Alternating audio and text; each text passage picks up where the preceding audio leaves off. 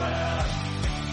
I hope your ship is well, that only Jolly Roger has been through hell. Yo ho, on an adventure we go. In the heat digital high seas, we travel with ease, until we reach the outer edge and freeze. The Arctic chill like a very steep hill, through the darkness led by our will. Yo ho, on an adventure we go, to beyond the outer limits of society, broadcasting the reality. The pirates will always steal the show, from WPRPN, you know. Yo ho, on an adventure we go. Dock our vessels in the Skullport Harbor. No land lovers will fight for you harder. Your old first mate went AWOL after a drinking deal haul. The legacy of pirate radio is strong. I hope our mates will come along. The changes we seek may not be long. That is why I wrote this song. And we go ho ho, on adventure we go.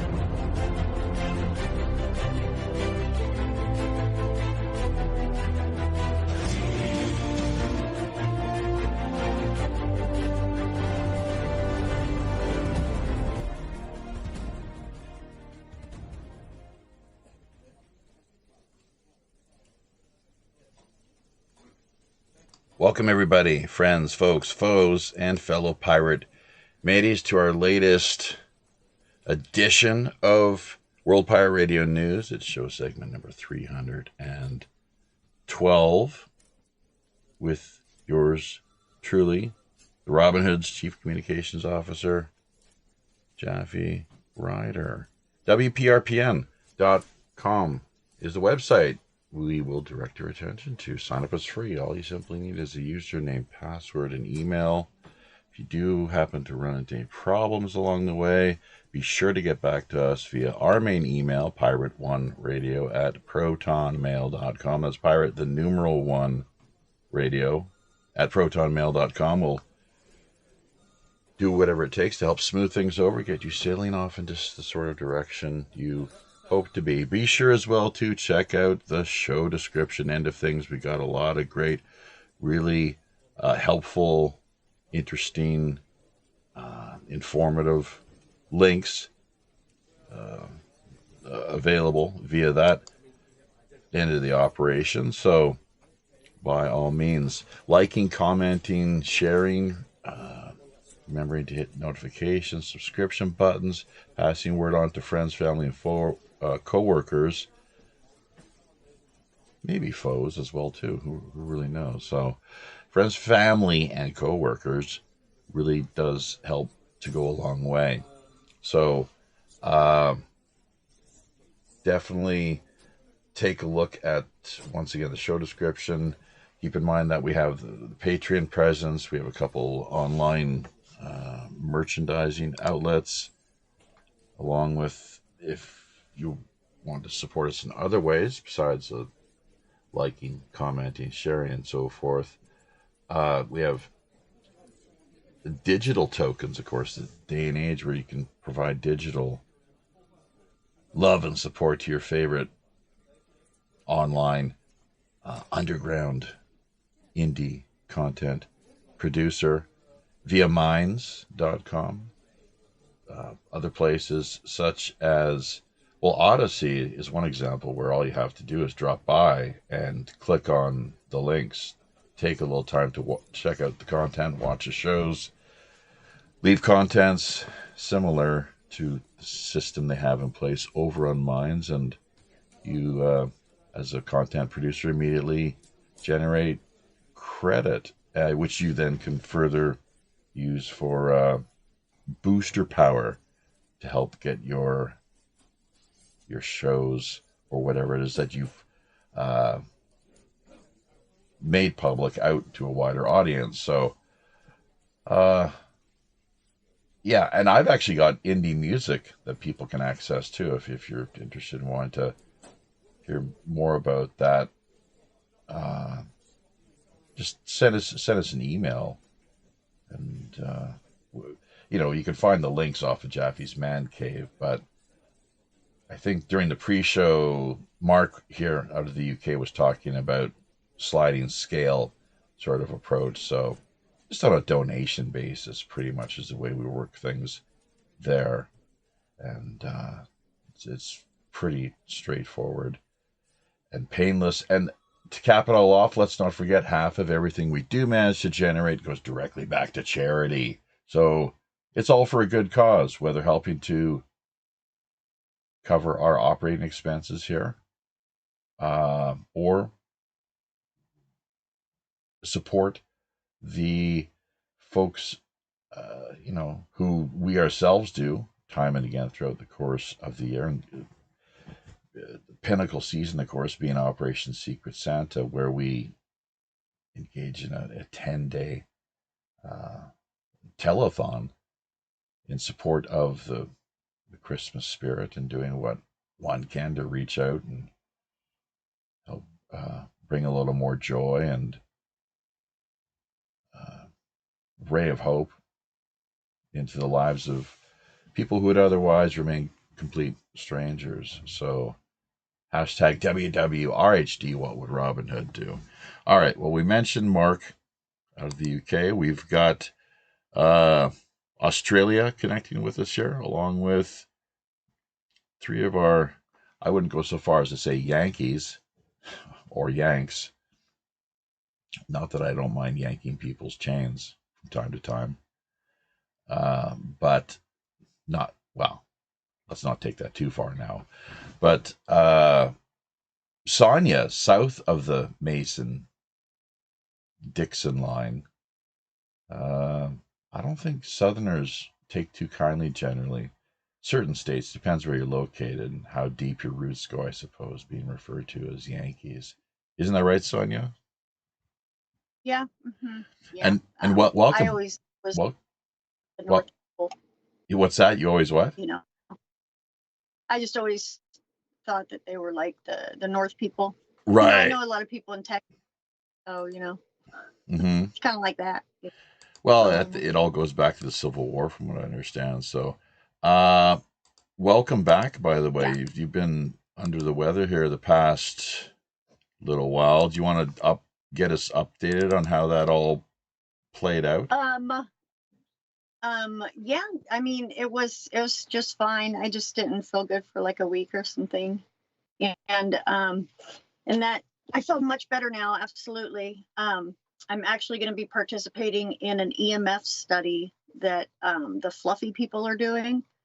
The FLFE, the guy that Tom, I think he is. He sends out the scalar wave. Oh, Fluffy! Are they like the Furbies? Those kind of fluffy people? Fluffy's Furbies? No, I don't think. Nothing. Yeah, I don't think so. But in a quantum entanglement sense, there's no escaping it. Let's not forget that.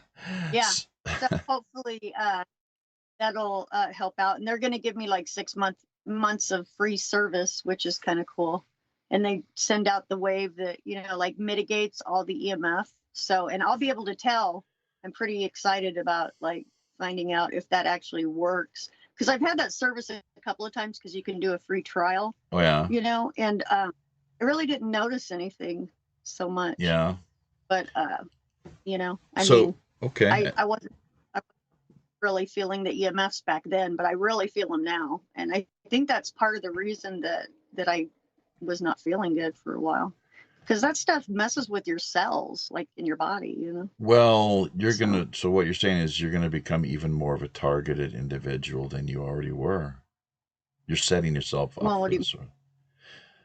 I don't know Well, what you mean. actually, well, here's the thing. The way I look at it, with this Wi-Fi scalar technology, Mhm. 5G and the like, the crap that they're blasting through people's houses, apartment buildings, you name Yeah, it. that's everywhere. That's Yeah, what I'm and talking about. yeah, and now what you're saying is that it's like this other company, probably owned by the first one, in the truth be Well, told, who it's a pretty popular company. I mean, they've been around for a while. And he does like seminars all the time on it. yeah. Well, I'm surprised you interviewed him yet, really. well, okay, all right, yeah. Well, no, but it's great. It's great that this is. I'm being a bit of a jackass right now, but at the same time, let's just doing what we can here to keep it real, because so often, problem, reaction, solution, you find the very same people that are causing these Yeah, issues in the absolutely. first place then step forward as a savior, saying, oh, well, we got the solution for that. In fact, we've got the final solution. Hashtag Israel. Yeah. Yeah. Oh Yeah. my. Oh my, Well, yeah. if it's Follow the money, follow those not shekels. Wi-Fi, follow like follow follow silver, Mark's squirming little worming eyebrows there. See, you can't say that. It's like, no. It's it's Careful, it's sensitive subjects. it's not in the least bit entertaining or funny. Nobody's laughing. Too soon. Too soon. How dare you? Yeah. Yeah. Okay, so well, really, no, in all seriousness, because I like to be supportive, of course, and positive. When I'm not in a cranky mood, I suppose. I'm feeling not so bad right now. I should dial down the jerkiness. But dialing that. yeah. But no, I hope it works out for you. I'm glad you're not feeling ill anymore, under the weather. Well, we were really worried Yeah. about you. And I hope that this proves to be a success. And if so, then we can promote it further. It's a positive. Sure. Ends up being a positive thing. That whoever is running this outfit is not connected in any way to the deep state, or dark satanic forces. Don't think so. I in-depth research on them, although I probably should, and I will if it works, or I should do that anyway, actually. But this, yeah, how but it I works. just How speaking of working with vampires, for example, it's really interesting too. If you think about it on just a poetic level, with coming into your house, vampires. You know how that works, or black-eyed kids. yeah, you Maybe you have, probably too. you have to fight them. You have to invite them in. That's right. Yep. Or that. I mean, that's all out of the head. That's all. Bram Stoker kind of concocted that, did he not? And then Anne Rice and others ran with it. Or what are the origins of that exactly? So even if so, but yeah, okay, all right, holistic healing and Nikola Tesla. You want to the answers of the universe revealed to you. Start thinking along the lines of vibration and frequency. That's right. So, and health, cellular, molecular vibration. That's why I promote like meditation so much, frankly. So, okay, let's go do a little round the horn kind of deal here. Vinny from Brooklyn, you were chiming in there a little bit. Hey man, you were on last week's show too, weren't you? And by the way, thank you so much for sharing this content over on your GMNO BitChute channel. With what? That's what pirates. That's what pirates do for each other. Hashtag good karma. What is it? 15,000 subs now or something? Approaching 20,000, 19,000 and some hundred right now. That's pretty cool, man. Way to go. Good. It's a lot of fun. You're leading the charge, dude. You're the people want to know who this Captain Sinclair character is. Well, yeah, the guy who's really pulling the strings here behind the scenes to the whole operation. look no further than. We're just the team supreme. That's all. That's how we work. So okay, Mark Edworthy out of the UK, Bristol-ish or something like that. Who really knows? You got to be coastline area if you're a real pirate, obviously. So, and Blackbeard where was Blackbeard? Was it Cornwall? I think Cornwall. I think. Was it Cornwall or Cornhole? Cornwall. WALL. I think Vinny, I think, and maybe Alan picked up on that. I can see a slight smirk and grin on the part of Alan. Oh, I think I get that now. Yeah. Hello, Frisco. Corn. Yeah. So, what? And just basically, Mark Edworthy. So big transition right now. Hey, let's not forget on Skype, Minds. There's a lot taking place. You're part of the Minds weekly roundtable event, among other things. You really keep busy, both behind the scenes and. I think Minds has quieted down quite a bit in the last couple of months. To be fair, what's happened? I think Minds just generally has quieted down a bit. Oh yeah, I'm trying to get more engaged and active over there, actually, and. One of the things that I was thinking would be helpful is to start inviting more people to the groups. So just people that subscribe to you, because if you can't unless people subscribe to you. Once they do, and you notice that they're not followers over on Minds, they're subscribers. You see that? Okay, the terminology. I like that a lot. I like that check mark. When I was doing a lot of the sort of community support sort of things, I always referred to the members as community members. Yeah. So that makes more sense. Yeah. Well, as compared to the follower, which has inherently it's a cult sort of, I don't know if you want to call it bias necessarily. And also there's this issue in technology circles to call people users, and obviously the term users has got a negative connotation to it. Right, that's right. Yeah. And I personally don't like the term users. Yeah. So community members. Yeah. Mm-hmm. Yeah, community clients. How about that? In this case, I'm not sure. No. I'm just messing with you. So I know what you're okay. doing, Alan, rocking the network WPRPN swag. Let's have you if you could bring your. There you go. Either your camera down or your tits up, one or the other. Yeah, there we go. Got the cup happening. All right. At the moment, I'll have to go fill it up. Have you seen? Buddy, how you going? Hey, have you seen Sonia's swag over on galacticfire.com? Yeah. She's made some t-shirts for DK, and I've actually got one of them. Okay, all right. Well, don't wear it on our show. And we've let the genie out of the bottle. I won't put it on.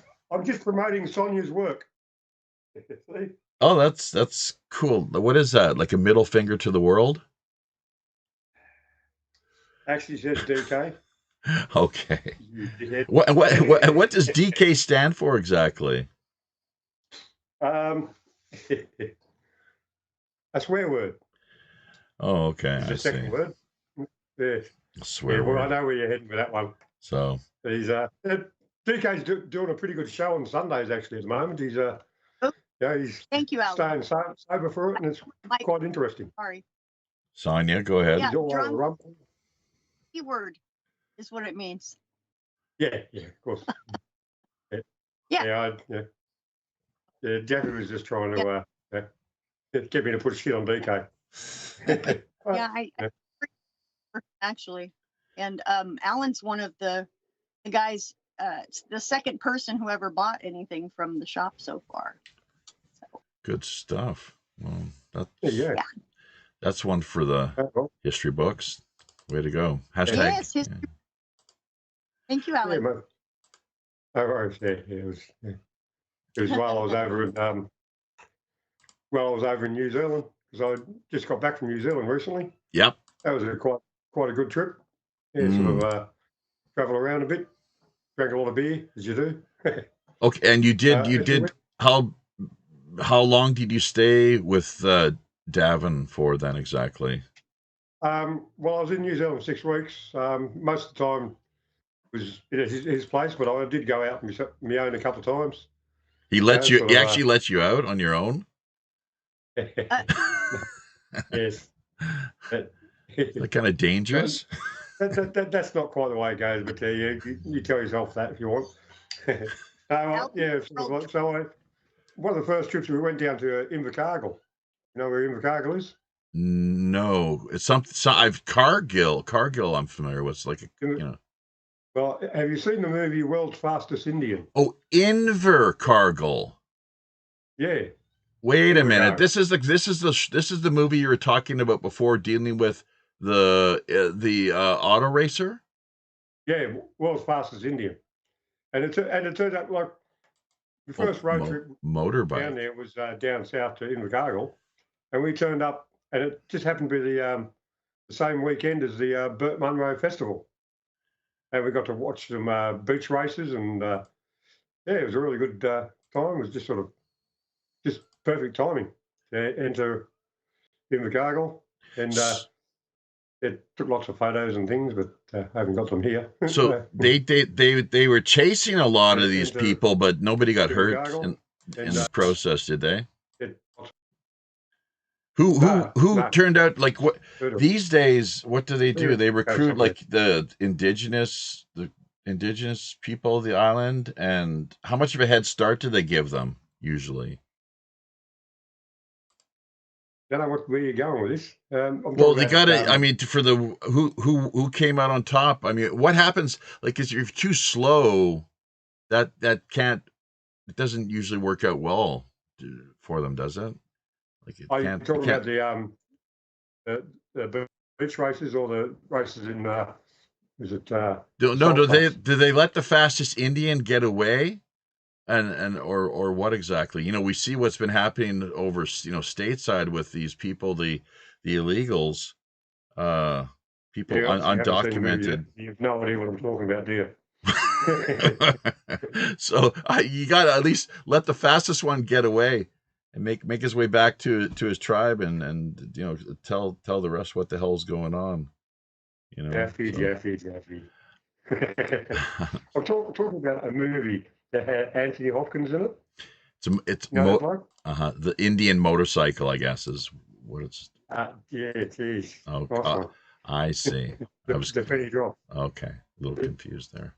Sorry about that. It was quite a good holiday, and I got away from DK as often as I could. It was a good time had by all, and I saw some really interesting sights over in New Zealand. Right. One in particular, a place called Castle Rock. Oh. It was this bunch of rocks on a side of a hill, basically, but it looked like a melted city. Right. You could see sort of like, and it was a really weird sort of place. Everything, all the rocks that looked like they were melted. It was quite eerie, really. There was at the back. There was looked like pools of molten rock. There's I've got some videos sort of somewhere, but excellent. So this is the first time you've ever had the chance to make your way to New Zealand, even though I guess it's correct. What is it? How many hours flight is it from? 4 hours. Oh, I see. Yeah. Okay. Yeah. So good stuff. Yeah. I'm thinking next. I might come out to South Korea. You got a spare room there for me? Are you serious? No, really? No. You're more than welcome. Well, maybe probably not this year. Maybe next year sometime. Oh, you'd be more than well. I'm sure what the wife would think, but it's like, look, he's my friend. He can stay. Yeah, definitely, not a problem. Yeah, well, I'll be out a bit. I'll be traveling around more than anything. That's true. That's true. Oh yeah, we've had lots of people come, just kind of connect.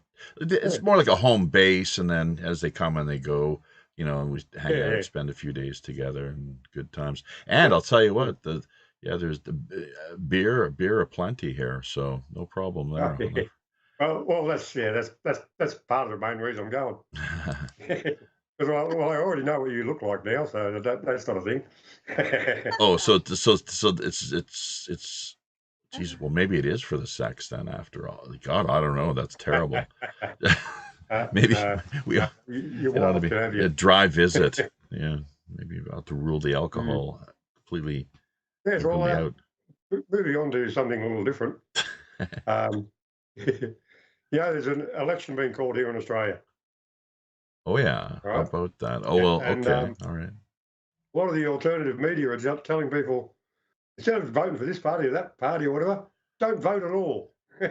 Oh yeah. They're like movement saying don't vote. The government will be really good at fining everyone for that. But it's illegal in Australia not to vote. You must vote. Well, hey, but can you go, like it's paper ballot, yes? Pencil paper ballot? Yeah. Well, fine. Can you go and just put a big X through the whole ballot? Destroy your ballot, essentially? Is that okay? Yes, you can. There you go. I mean, if people are that disgusted, but at the same time, is there really nobody to vote for? Labor and Liberal, and there's certain independents here and there. Like, I'll make me decision close to election day sort of thing, but it won't be the main parties. I often like to vote for an independent person. Sort of not that really voting makes much difference anyway. Proportional representation, isn't it based on proportional representation in Australia? Yeah.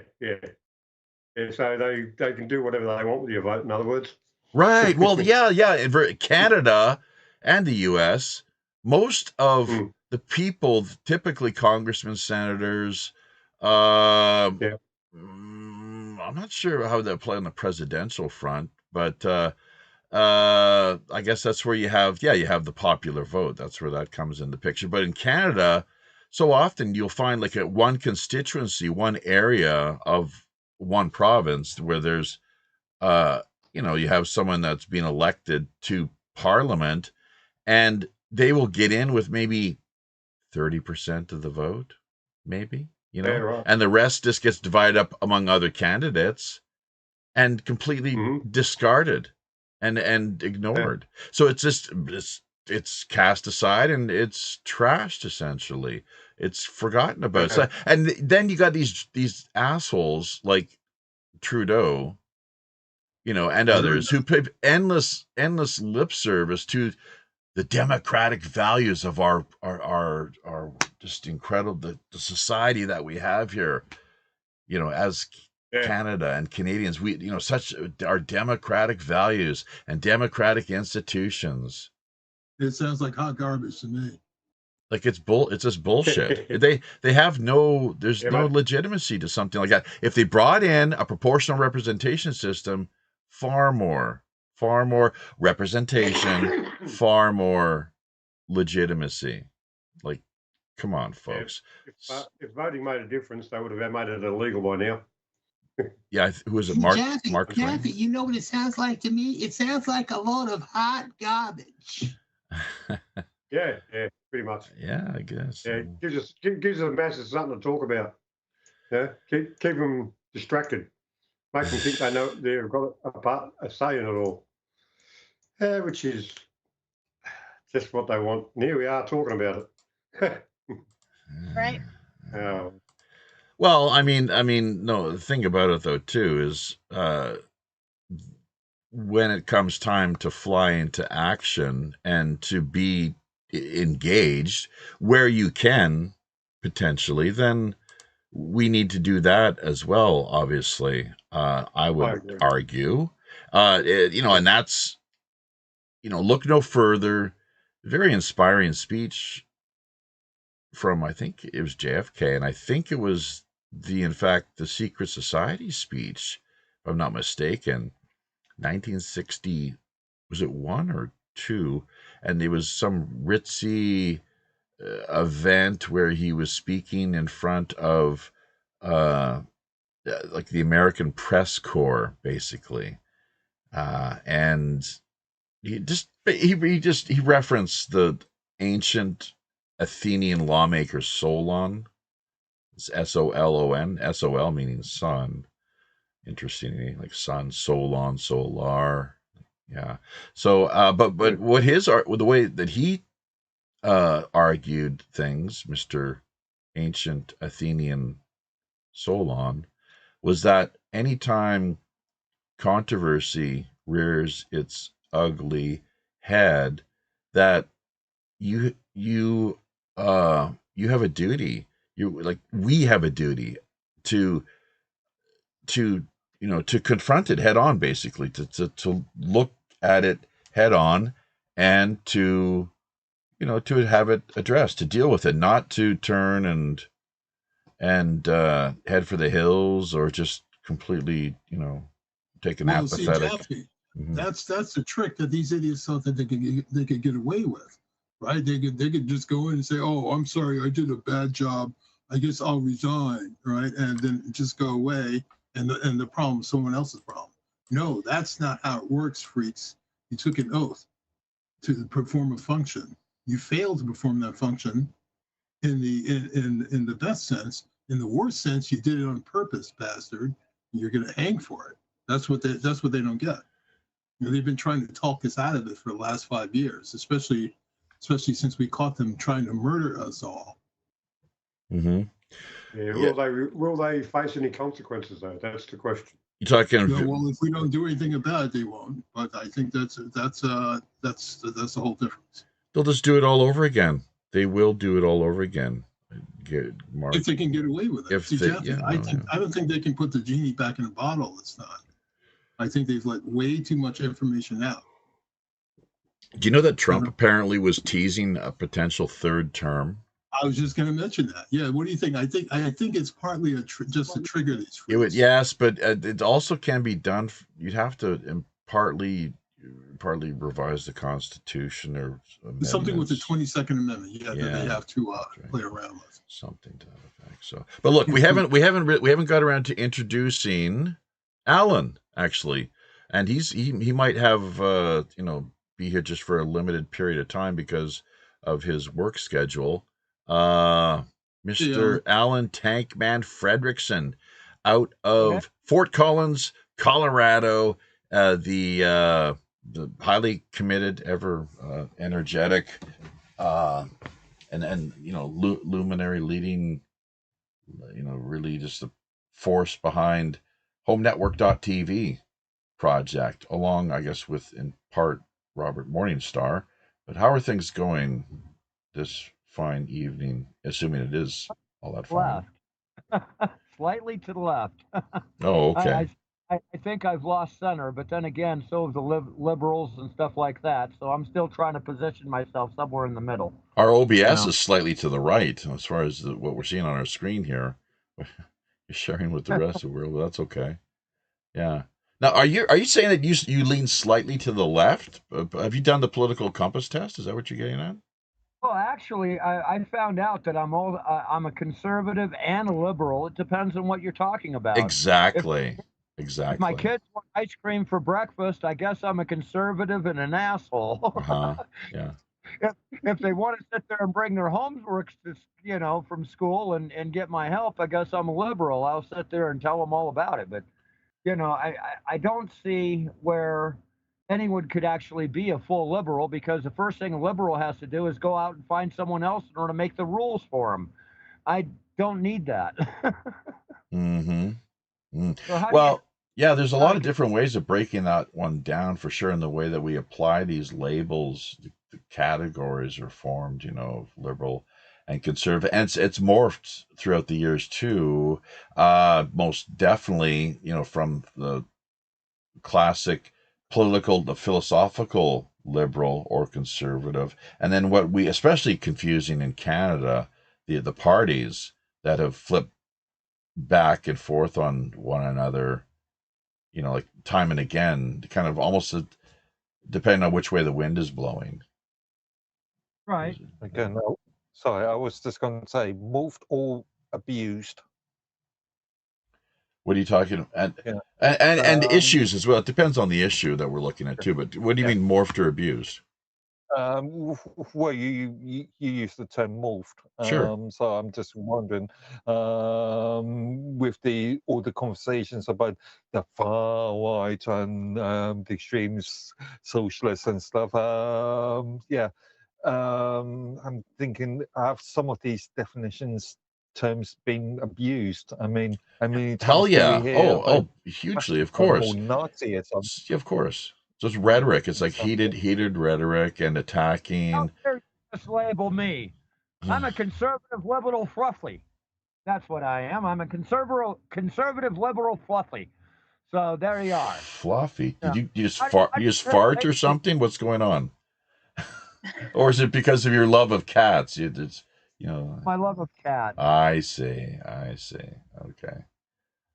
Yeah. Well, don't get too lovey-dovey with them. That would be my only word of advice. Although, it you know, and let's remind listeners too that it was just in the last couple of weeks that Alan, actually, there was a fire that broke out there on the home front. How have you managed to bounce back from that? Well, I still don't have electricity in the walls, but I have plenty of drop cords laying all over the place. Heat isn't a problem. It's gotten warmer now. So, but my hand's healing. It's down to just a couple of places that, you know, have a larger scar on it, and that's about it. I can actually almost make a complete fist, but that's coming. Just a matter of time. Mm-hmm. Check this out. All right. Well, that's good that you're making progress, and that none of the animals. That's kind of what reminded me is that they managed all. I'm not sure about the smoke inhalation end of things, but you did, you know, like what? Well, the thing that happened is all the animals went outside without any supervision. Everyone was just thrown straight out the door. But that was scary. I was very surprised on how fast the bus had filled up with smoke and stuff. You couldn't see your hand in front of your face within at least minutes. I mean, just completely. So. Oh boy. So let's get to the chat end of things here just momentarily. Amos Dale over on D Live is what we're seeing there, and speaking of which, well, we should pop over there because via our screen here, the monitor that we have, if we don't, then we're not able to see whether or not, in fact, people the likes of Reverend Jim and others are helping us out with digital support or not. It just doesn't register on this end. So Zane Ivy, this is quite noteworthy. Ian Carroll, who I think we may have recently friended via Facebook. But anyways, trying to red pill Musk on the Israel issues, some of the Israel issues. Well, good luck. You know, there's, I don't know, man, some major cognitive dissonance, you know, going to be probably taking place there.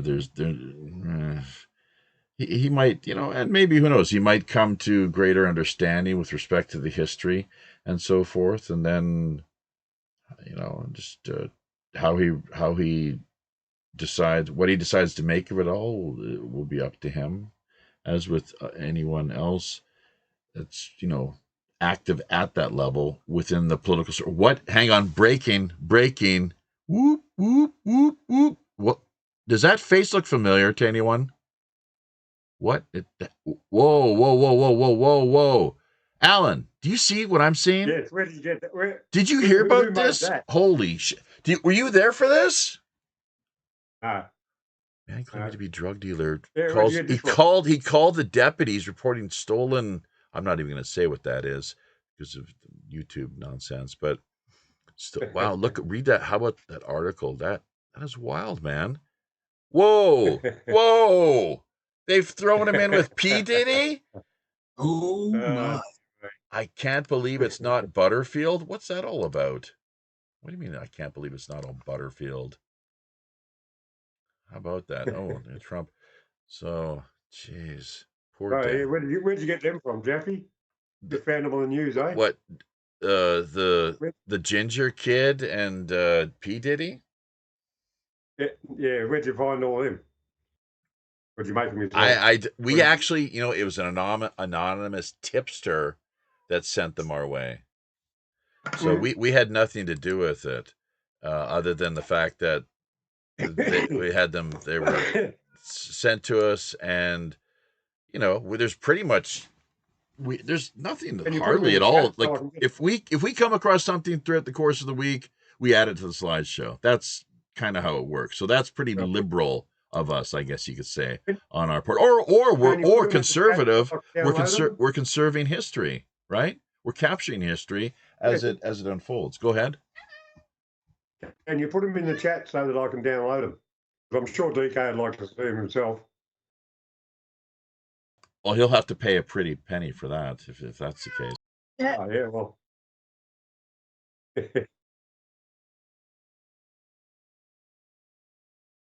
I hear Kitty. That's actually Danny. Danny is typically the case here, kind of on edge, So, let's see. What is this? What was the link you shared via YouTube there, Sonia? What's that all about? Is it fife.net or FLF? That is life force energy. That's the fluffy scalar stuff I was telling you. Oh, that's like elf spelled backwards. Yeah, it's focused life force energy is what it stands for, I guess. Okay, that's cool. That's like chi. Isn't that interesting? I'm just looking at that other image that just popped up there. If Mark Zuckerberg is and then via Google, it's like a great guy. Mark Zuckerberg is a genius, like that. Whereas on DuckDuckGo, it's like Mark Zuckerberg is a jerk. Mark Zuckerberg is a criminal. Mark Zuckerberg is a Zionist criminal or whatever. It just goes to show that we hear all this talk about net neutrality, and I guess that's where the powers that be hope that AI will play a more sort of arbitrary, middle of the road kind of role and function.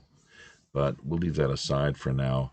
I'm not a fan of AI to this point. What is it? The chat or the assist AI?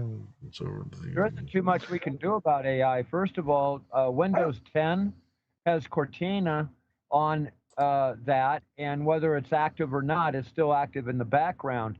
Talk about the ultimate spyware in your computer. What's it called? Unless Cortina. Unless you go in and settings and run, get rid of it. Do you have to install it? What do you do? Like, do you have to install it to have it on your computer? Or is it automatic? It's to uninstall it because it's running as a process. Oh, I didn't know that. Yeah, well, I sort of knew it, but I'm glad you told me I can uninstall it because I will. There's so much other stuff. All right. I'm not so sure for Windows 11, but got to be careful here because I've made this argument plenty of times. The phrase artificial intelligence is such a broad term. It encompasses a lot of things. So, when you talk about AI, you have to define what you mean. Yeah, oh, absolutely. Let's come back to that in a few moments, if you like. Also, let's not forget that we have the talking points that we've shared with everyone via Skype that Mark has been good enough to convert into PDF format. You can find that via both the main WPRPN.com group here on Skype, along with the Green Room.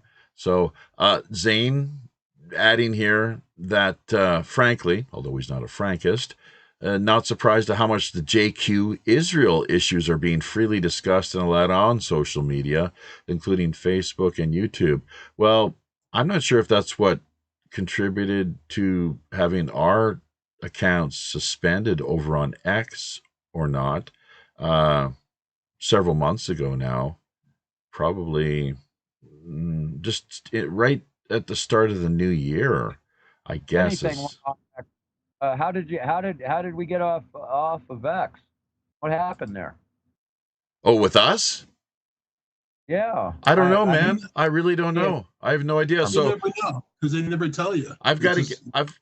we tried to reach out to them once, never heard back, and so we're gonna do one more time. And I just kind of in part haven't even really the interest. It's the energy is one thing. It was more just the interest, and I'll probably get around to doing it. It's just I'm just kind of sick of the whole thing, frankly. And so long as when we do these live streams, we can connect with you folks, get the show information out there. I mean, we're still up running via Fakebook, Minds, and God, I don't know where else. Not too many other places, but we have an email address, and of course the main website as well, WPRPN.com. That's World Pirate Radio Podcast Network, the People's Pirate Network. So, it's a drag. It's a bummer. If you look, like Gab has blocked us here in South Korea. Our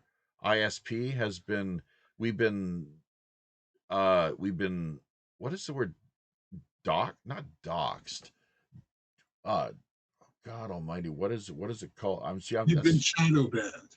Well, that's obvious. Yeah, but it goes further than that. It goes, I think, a lot further than that, clearly, because I mean, when you're being suspended, like outright suspended, that's definitely a lot further. Well, I wonder what it is they could have found so offensive. Well, here's the thing. I watched an interesting little documentary the other night. There's these people. It might not even been anything all that personal, really, because what they have now is this little cottage industry of people who earn, if they're lucky, it seems as much as $5 an hour. With, you know how they do those little CAPTCHA? They run those stupid little CAPTCHA things constantly for no reason. It's just absurd and ridiculous as far as like it's just well, it's annoying is what it is. And what they have is they have humans. They have humans on the other end who are, I guess, subcontract. They have accounts where they're working with the companies, kind of subcontract, what have you, and they're just picking up like little peanuts, as much as maybe $5 if they're lucky. Usually they make not even $1 an hour, and like, at home, like click click click click click click. And Mark, can you unpack how that works exactly? And it's crazy, man. It's just crazy because and what they're doing though is they're like, okay, you pass, you don't, you pass, you don't, you're a real human, you it's like, what the hell is going on here? So what it seems, we were having problems with this CAPTCHA nonsense. Speaking of AI, and you click the bike. Every picture where there's a bike, you click, but then off in the distance where you can't quite see, not even if you really squint your eyes, they hide a bike like 100 yards, away from your immediate focus. It's like a blurred image 100 yards out of sight. Yeah, see, the problem is you didn't get it. The CAPTCHA shouldn't obscure. It shouldn't obscure from human eyes. It should only obscure from what a computer might say. On that point, Sonia, a couple weeks ago, maybe a month or two ago, you showed us a CAPTCHA showing us asking to identify a specific transistor, and I sort of did a few guesses, and I think it was identify all Seoul home transistors, and that was quite a challenging one. Yeah, right? It was ridiculous CAPTCHA. That was interesting. Yeah. Okay. It was a meme or something. Oh. But I guess that tacos, apparently. What did you say? Tacos or blue waffle? No, people really did get those types of CAPTCHAs. It was an impossible CAPTCHA that came up with like a meme. Right. I sort of, it took me about 20 minutes, but because my background in engineering and electronics and technology. I think I identified them all.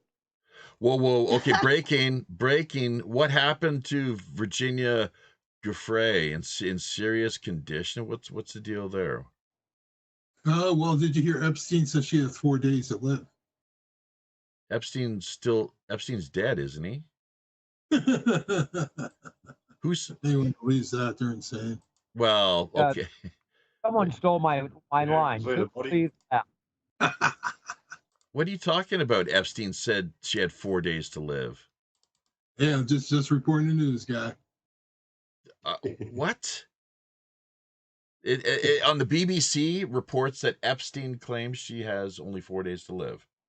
Well, see, that's the narrative. Supposedly, there's some kind of thing where she was given 4 days to live, and it has to do with Jeffrey Epstein. Well, that wouldn't surprise anyone. Yeah. Or it could be a coincidence. But poison or a fast piece of lead? That's the question. Was she shot? Yeah. Well, what happened? It was a car accident, purportedly. I haven't looked into it, so I can only say purportedly. Okay.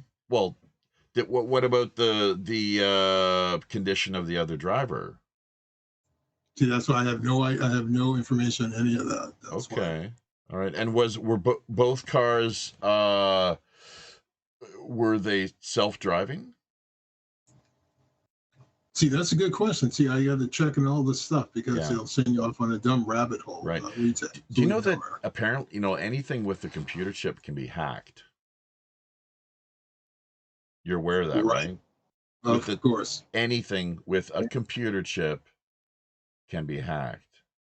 So I spoke to not too long ago. Yeah, I'm going to sort of disagree with that because I'm thinking of things like read-only memory chipsets and stuff. So that's a questionable then. No, not at all. In Windows 10, in Windows 11, the original DOS layer disk operating system is still in those, and it's the most vulnerable thing. Anybody that's actually old school, they have no problem hacking whatsoever. Everything is turned around. What is a complicated hack is now caught, but the most basic hacks are still all the same. Well, you want to know why? Because it's not a bug; it's a feature. Yeah, it's deliberate. And you can't go out and get training on fetch and execute cycles anymore. That's why that's why I like Linux, because isn't Linux a lot more difficult to hack? Spyware, all that stuff. Very broad statements. It depends on what you're talking about, specifically what you're talking about, and yeah, that's a very broad statement, as to say. What? Okay, just be clear then, if you would. I mean, I'm going back to the old 8-bit computer days where you had software actually on read-only memory chipsets. Can Linux be hacked or not? Well, it depends on what you mean. Spyware which is more vulnerable to spyware, Linux or Windows? Windows, because more people use Windows. There's no reason to put. Which is more vulnerable? On a per capita basis, which is more vulnerable in picking up viruses, Linux or Windows? Windows, absolutely. The reason why is not as obvious as what it may seem. So Windows is supposed to be plug and pray. Everyone remembers that phrase, plug and pray that it works. Yeah. Well, the fact of it, Windows accepts those new software parameters automatically, and that is the vulnerability in Windows, whereas Linux, everything has to be manually installed. So if they try to actually upload something that would be a virus or something, either they have to have command control or you have to manually turn around and give it permission to install or walk it through the install. That's the difference Not between so Windows, Linux, and other. not You so know, true these days. When you consider in frameworks like Flatpak and what's the other one? But yeah, the More more of a newer tendency for Windows installation to be processes. vulnerable on both fronts. By the way, Well, we yeah, got some major breaking news here. This is incredible. I never thought that I would live to see the day, but there have been apparently secret meetings behind the scenes with the Trump administration and off-world intelligence. Breaking news. if And not only that, if and they here, hang on, here's the kicker, Mark, that they have clearly come out and said that Israel, it's time now for the whole world to know that Israel played a more central role in the killing of JFK, the attack, clearly, obviously, in the USS Liberty, that need to be held accountable for that. September 11th, the Epstein affair. Like, there's just a did whole you laundry list of Israel. They're just saying that Israel needs to be held to account on all of these fronts. So maybe with Musk and what Ian Carroll is doing, who knows? Maybe Ian Carroll is one of these hybrids that is here with us on Earth, and that's why he's working together with what is now, it's on CNN. It's coming on CNN. They're trying to spin it in some question strange for way. you: if it's so Fox. secret, how is it reported? That doesn't make sense at all. Check out. It's secret, It's probably but it's reported. no, it's not. It's secret. It's on BBC probably right now. Have you It's logged on to BBC in the last 10 secret. minutes? Everything that's hidden will be revealed. There you go. Mark, you're in God. Britain. Check out BBC. Right, all Sorry, you have to do is like BBC. There you go. It's Well, probably they can you got believe the BBC these days? what? Jesus. You believe the BBC? Seriously? No, it's on all the major the world news networks right now as we're speaking. Well, Mark, it's not that we believe them; they want us to believe them. See, Alan's searching. All you got to type in is Trump, UFO disclosure, Israel, accountability, and then with JFK shaking hands with the alien? Are they reusing that photo now, or with Trump? yeah? That could be. That's maybe. Is that what you're seeing right now? You're seeing. You saw that one, didn't you? What they put out. What came out today? JFK on the front like of the tall gray. There has to be a serious conspiracy theory now. All of the grocery store rag magazines have disappeared. Have you noticed that? They've taken down our free press. Mm-hmm. Yeah, National Enquirer. So just type in, if you want to find this, type in Donald Trump, UFO disclosure, Israel, accountability, and then Happy April Fool's Day. Okay, so what happened to the National Enquirer and the Weekly World News and all those things? They've all gone away because they've become the actual news. Vinny never got that. He didn't pick up on that little attempted punchline. Well, I was trying to add to your punchline. What was the punchline? Well, 2 points. First you weren't buying it from the beginning, were you? Papers disappear because of lack of circulation, because people are not buying, because things like the internet. Those supermarket rags are hugely profitable. They were making for years big money. Compared to the internet, we're in a new age now. We've got information at our fingertips. So you're saying, I see. Okay, so those have all gone. I haven't been in a supermarket in the West for quite some time. So they're no longer present and widely distributed. Is that what you're saying? Well, in the UK, I can still go into a supermarket and see rows of magazines.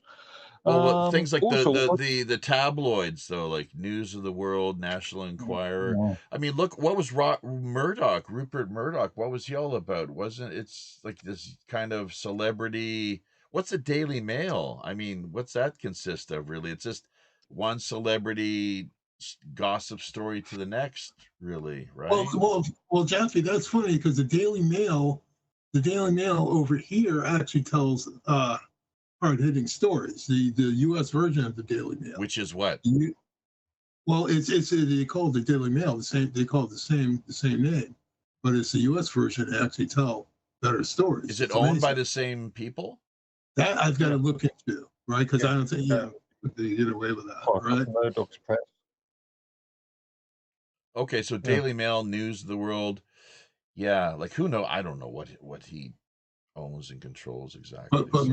Murdoch's very interesting, right? Because Murdoch is the guy who pretty much who cemented that 9/11 was a hoax for me, right? Because of the Carl Cameron report.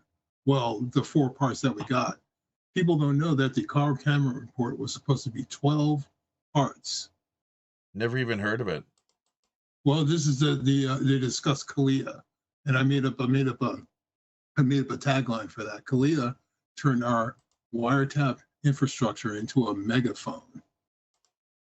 And if you, of course, you'll get that if you've done research on certain things, it'll come to you. But it's just amazing that it came out. It's 20 minutes. I have it saved someplace, so you'll repost it somehow. I should get AI to do it. That would be fun. I should do an AI representation of the Carl Cameron report. What's the first name? Carl Cameron. Oh, it's Carl Cameron. Yeah. Okay. All right. And this is a report that was on Fox, and then it was disappeared. Really? Yeah. We have a new visitor to the show, and none other than Robert Morningstar via Manhattan, USA. So have you heard of the Carl Cameron report? Yes, I saw it. I actually. Hey, Robert. Hi. I used to watch. Hi, everybody. Let me go by name. Alan, Mark, hold on. Another Alan with an E. Mhm. Sonia. Yeah. Vinny, Brooklyn, my neighbor. And, Hey, how you doing? first, Forget about oh it. my God, Alan is here. That's wonderful. What a big party. So you just missed Alan, Colorado Alan last week, Oh, actually. Well, yeah, I know, but he's on a different schedule. Yeah. I'm trying to get back on a regular schedule. But yes, I did see the Carl Cameron report because I used to watch it all the time. When you started talking about him, I quipped to myself, yeah, Carl Cameron, the guy who always looked like he was on downs. His eyes, right? His eyes were like half asleep or like he was losing sleep. And but he was a good reporter. And He had a great rapport with Brett King, he was a didn't he? Fox News reporter. Yeah. Go on. Can you give me the background? I know I heard you talking about 9/11, but we do know that a third party programmed the buildings for a fall. That it was Israel, that it was Mossad agents acting as students. But I have great news for you. I've been working with the 9/11 Lawyers and Architects for Truth, and Richard Gage and Barbara Honegger and some others, and they have succeeded in getting the information to the Congress, and there are going to be hearings. Before 9/11 this year, there are going to be hearings on all the evidence, all the engineers, all the thermite, all the hidden testimony from the firemen who heard the explosions from the basement. All the dancing Israelis? And the dancing Israelis in Liberty Park. The disappeared footage of the firefighters in the court or in the courtyard that had just come out of the lobby that had explosion concussions on their face and stuff like that. All that's going to come out too. But Well, I mean, it's taken 25 years. 20 years of work. Well, and JFK, let's not forget, there's Oliver Stone was speaking before this special Senate committee, or what was that exactly? Congressional committee on the JFK file. Yeah, it was amazing, and it was disgusting to see how the Democrats tried to hijack it into a Trump derangement syndrome diatribe. Well, but there's film footage that somebody's been hiding. NBC. They've been covering Oswald. Not only NBC, ABC, and CBS have footage that they've been hiding since the day it happened. CBS interviewed a police officer with a rifle on the grassy knoll seconds after it happened. Wow. And the guy said, Well, I saw some suspicious people here. They said they were Secret Servicemen. They showed me ID, but I should have been suspicious because the fingers were dirty, like a car mechanic. Yeah. So all of these are hidden, and Oswald was in the lobby of the Texas School Book Depository watching, quote unquote, the parade. Right. They had all been given time off. Where's the proof? But where's the proof of this? Because apparently there is proof that Oswald, that could show Oswald, what beyond a shadow of a doubt, was innocent. Right now. Yeah, there's a photograph right now of that graphic. There is one photograph that's been the basis of it because the Altgens photos. The Altgens photo shows the limousine coming down the street, and JFK has just been hit in the throat. His arms are up like this. And all the Secret Servicemen are looking to the right. And right there at the vestibule is Lee Harvey Oswald. And the proof is that he was wearing a button-down shirt. And the shirt he was wearing, you can see in close-ups after his arrest, was missing a button. So because that button was missing, the V line is much more acute than if the button is up here at the top. See, that's one of the proofs. Is that what Oliver Stone was arguing today then? No, he was saying that NBC took a video of the motorcade and that in passing, it showed Lee Harvey Oswald in it. I'm certain it's the same position captured in the Altgens photo. How much, here's a quick question for you. How much film footage, photos and the like were taken into possession by the FBI and other, Secret Service or whoever on that day that has never seen the light of day since? Never returned to the original. Were taken, and several films. There were other movies being taken that day by Marianne Moorman. Marianne Moorman captured the Polaroid, showing the grassy knoll in the background, and I've seen that photograph unretouched. And all the photographs of the, it's called the Moorman photograph. It's got a police officer close up on the right. His wheel and his windshield are here close to you. The limousine is there, and the grassy knoll is in the back. And they've been doctored in a lot of ways to distract you. In the 1990s, when it first came out, it had they were black and white, had a big white fingerprint over the cop and the wheel. And the purpose of the white fingerprint on the Moorman photograph was to cover up the fact that she captured brain tissue flying out of the back of JFK's head and hitting the police officer. And in the unretouched image, you see the in-shoot coming in like this, and you see a fragment of his head going off like that, and it's coming from the side, not from the back. All of these things have been hidden. They were talking about the provenance of the CE-399. CE-399 is the supposed magic bullet. Right. I think I talked about this a little bit. Yeah. So that was found on a gurney. It was found on a gurney by somebody named Mr. Wright. And I guess it's W-R-I-G-H-T. And he turned it over to the Secret Service. That became the magic bullet. It's an intact rifle bullet with the copper jacket, no deformation. And there's only one sliver of it missing, which is where the FBI carved it out with a razor, took it out, and said they were going to do neutron, electron microscopy, bombard it with neutrons and figure out the exact chemical composition. Well, that bullet supposedly passed through President Kennedy's back, his neck, side through his throat, went into Governor Connolly in the back, shattered ribs, came out the front, hit his wrist, and bounced into his thigh where it was lodged. And but you forgot about the pause, though. About the what? Oh, the pause of the bullet? Oh, yeah, midair. That's a little. Arlen Magic Bullet Spectre. He really managed to ensure a long career in politics with his promotion of that theory? Did he not? You know what? Oh, it's ironic. Part of the trajectory is true, through the throat. But what he did was he reversed the track of a frontal shot and made it instead entering in the back and coming out the front. Let me tell you something that happened in 2001. I got a call from Associated Press. Mike Silver was writing an article about these newly released files, and he wanted to ask me a question about a note written by Gerald Ford.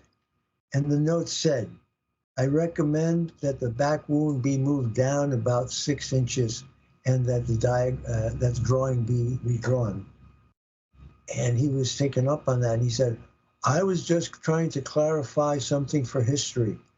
What he was saying was that the actual photograph of the body showed a wound high in the back, the trapezius muscle. That's this muscle that connects your shoulder to your neck and helps you swivel your head side to side. Trapezoid? Trapezius. But it's low. Isn't that where the trapezoid is? No, the trapezoid is something else. This is the not even close. Muscle. Okay. The trapezius muscle. And it shows the wound in that region, high up. And he was recommending that the Navy artists redraw the image because no real photographs were shown to the Warren Commissioners. They were only shown drawings made by Navy corpsmen. See? Man. But, the cover-up is from beginning to before beginning and the end. It was planned out. The route of the motorcade and the turn in the road at Elm Street was based on a successful assassination that happened in 1941 in Czechoslovakia. Really? Yeah, this was the assassination of Hangman Heydrich. Reinhard Heydrich. Reinhard Heydrich was Reinhard Heydrich. Yeah, he was a Nazi. He was not just a Nazi. He was the poster boy for the Aryan race. He was Hitler's adopted son. He was the guy that he was going to turn the Third Reich over to.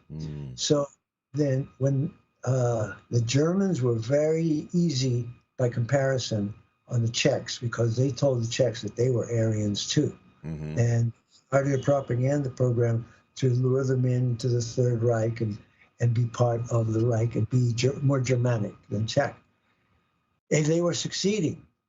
And when they were succeeding, Churchill and the British realized, holy mackerel, he's really exercised mind control over these people. We have to stop that. We have to make them realize who Hitler really is. So they devised a plan to assassinate the Aryan poster boy, who was the magistrate of Czechoslovakia, the local Reichsführer. So they took 3 Czech resistance fighters, smuggled them out of Czechoslovakia, sent them to England, sent them to America, sent them to Hollywood, where the director, King Vidor, he made a lot of great movies in 1938, 39. I think The Thief of Baghdad and The Jungle Book are his works. They built a facsimile of the town of Lidice. This was Lydice, Lidice. They built a model of the town in Hollywood with an exact description or depiction of the road, the turn in the road leading to his office, because he always took a limousine from his mansion out in the country, took the same in, and at this turn into the town, in the main section of the town where his headquarters was, the car had to make this extremely sharp turn. Yeah. In order to do so, it had to slow down. That's right. And they knew that. So the 3 Czech resistance fighters were trained in Hollywood, practicing over and over and over again. One guy coming out with a machine gun, another guy coming on the other side with another gun, and a guy chucking a hand grenade. Boom. Right? And they had it down. So they got parachuted back into Czechoslovakia. They made it to the assassination site. When the car arrived, they were on post, but the guy with the submachine gun, his gun jammed. The other guy got one shot, and the guy with the hand grenade was able to chuck it, and it landed in the back of Hangman Heydrich's vehicle, his car. And he had a 3-inch steel plate in the back of his car, of his seat, to prevent shootings, wounds from assassinations. But the bomb exploded, and the steel sheet exploded into fragments, and they all went into his back. And he languished for 10 days between life and death. And when he died, Hitler ordered that the entire town be leveled, razed to the ground. They took all the men and killed them all, and then they took off the women to concentration camps. Then they blew up Lidice like Israel is blowing up Gaza. I have just realized something. Damn anti-Semites. I just realized something about Nazi warfare and the use of terror. So what happened was they leveled all of Lidice, sent in tanks and bulldozers to clear away the rubble, and the people of Czechoslovakia couldn't believe that where there had been this little city, there was nothing, nothing. And that turned the Czechs against Hitler. Yeah, bad move. Yeah, and Operation Anthropos is the best film of that assassination anybody ever did. Operation Anthropos. Be sure to watch it. Well, I wonder how high Hitler was at the time. I've studied this for 50 years. I've studied this assassination for more than 50 years. And Operation Anthropos went into extremely great detail to tell the real story. So I do recommend it. Regarding the whole, as you've just shared with us here, with the 3 Czechos of the resistance fighters in Hollywood angle and all of that whole business, that's quite something. That's amazing. Now that's a documentary, I guess, is no, that's a feature film. There's a documentary that's excellent as well, showing the real Hangman Heydrich. Right. He was a bad guy, was he not? He was ruthless. Yeah. I tell you, Nazis were a mindset, you know, and they had this idea of themselves. I was talking about this really strange thing that bothered me about Hitler and his master race theory. As I said, I grew up with Hitler in my face, and the numbers, you know, of the Holocaust going up from 500,000 in the early 50s to 1 million in like 52, 53. It was 1.5 million in 1956. And I just kept seeing this thing escalating until it gets to the magic number. It must be. Of 6 million. That's right. But the thing that struck me is extremely weird. Hitler talking about the master race and describing it as a blonde beast. You know what? I read that over and over and over again.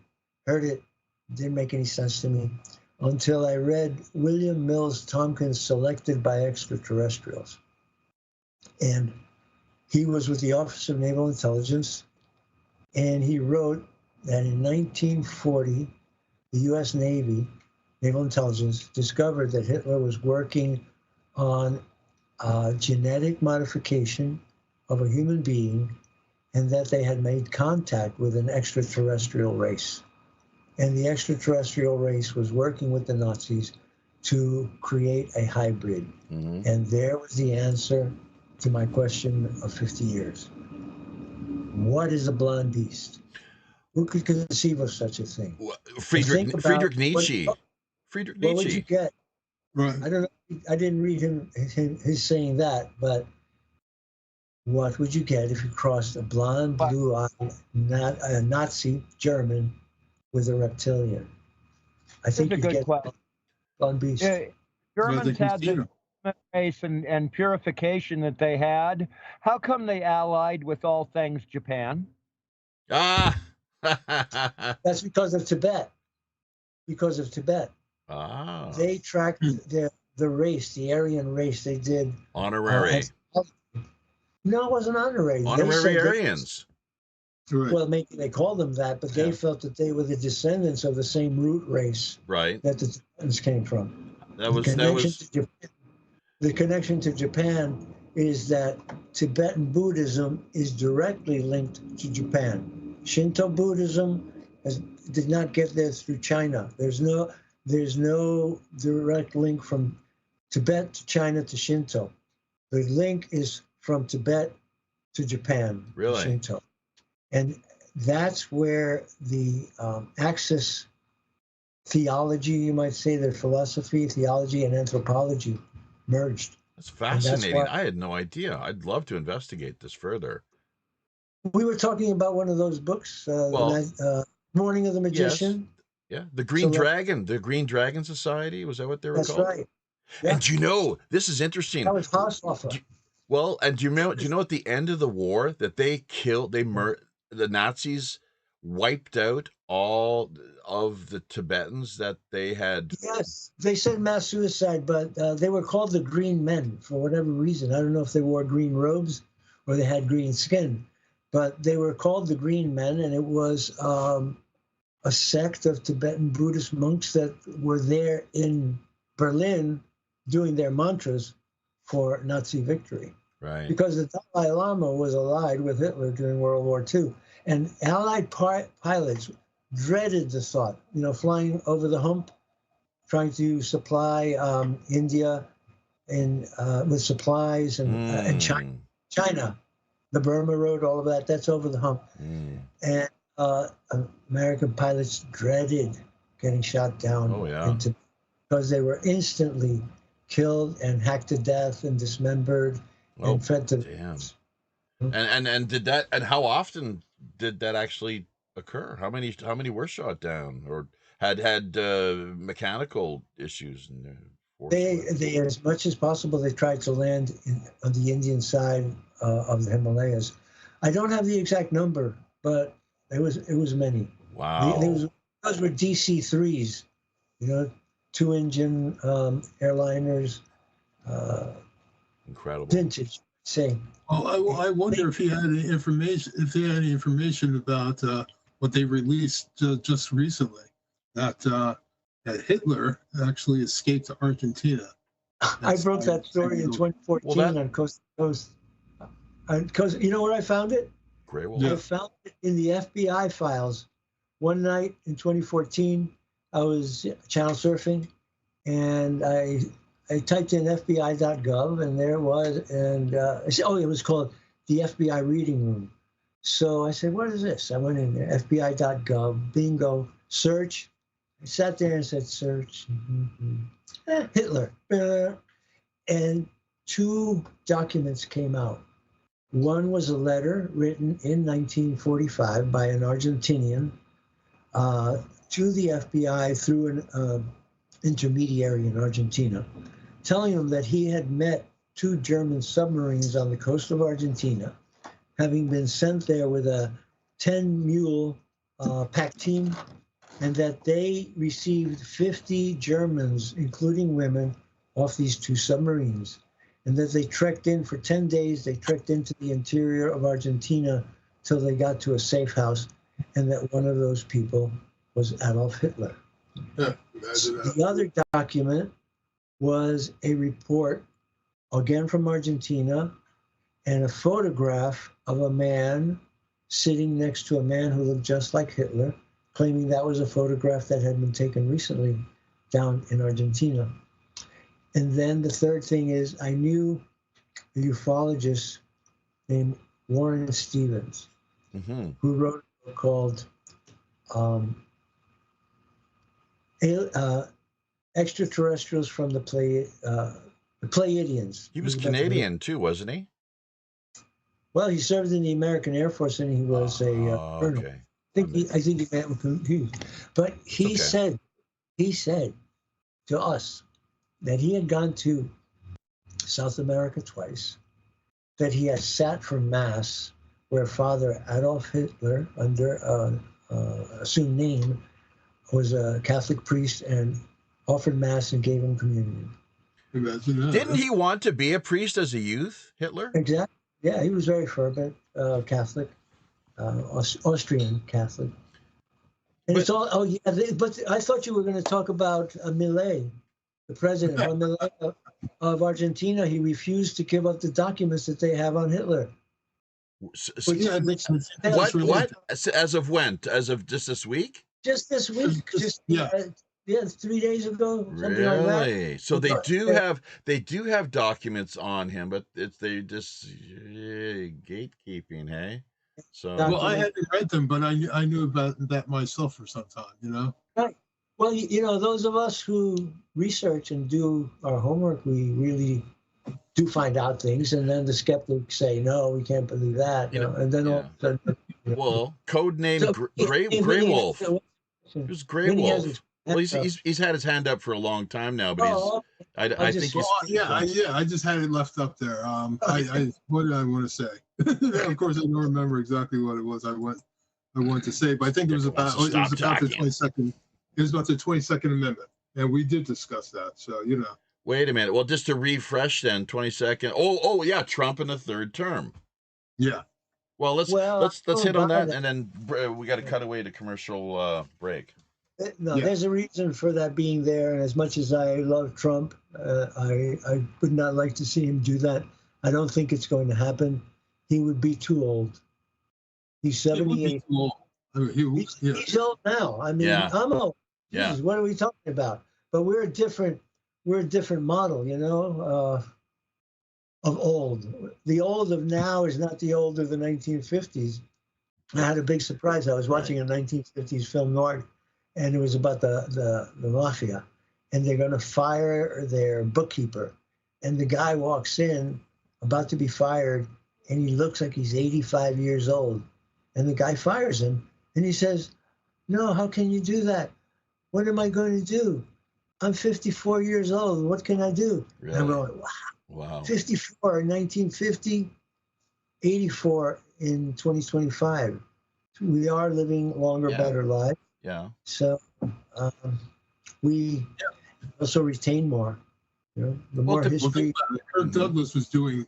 He was doing one-arm push-ups until 90. You know. Really. Yeah, and he lived to be 100. He lived to be. Yeah. One tough old Jew, Kirk Douglas. Tough old Yugoslavian. Yeah, Yugoslavian. So. Yeah, well, a lot of us are. My father was born in Yugoslavia. Oh, as I said. All right. Yeah. So. And he was actually someone who served in the, was it? U.S. Army. Yeah, I thought he was Navy. The Army had a Navy. Oh, now it's getting complicated. No, it's called the Army Logistics Corps. Army Logistics Corps had to ship tanks, men, weapons to Europe. So they had their own ships. They were targeted quite often by the U-boats as well, too, were they not? They were all targeted, but because U-boats, the convoys were easy prey. Right. The Army had its own way of doing its. It had its own secret routes to Europe, and it had its own ships. Mm. So my father was a merchant marine captain after the war, and during the war he was in the logistics corps. Mm-hmm. He was also a part of intelligence because he spoke 5 languages. He was European by birth and also Germanic, German heritage, Yugoslavian born, but he had German, French, and Italian heritage. Mm-hmm. His mother, my grandmother, was French and Italian. His father was of German Jewish descent. Mm-hmm. They became Catholics in Yugoslavia. So he spoke 5 languages, and we found documents recently, within the last couple of years, which were his clearances from Army intelligence. So he was sniffing out spies. Do you guys want to know where the original green card comes from? This is fascinating. Okay. James Bond and the American green card. Hitler attacks Britain. They're at war. We're on their side, but we're not in the war. We are sending shipping convoys to help England. They're getting torpedoed. We're still not in the war. We find out that there are German spies on the waterfront, on the docks, spying on ships and the bills of lading and the passengers. And they're relaying that information to Germany. They would transmit it to U-boats off the coast of Long Island on a certain radio frequency, and the information would get back to Germany as to which ships were leaving the port of New York or the port of Boston. And all of them were covered, but New York was critical.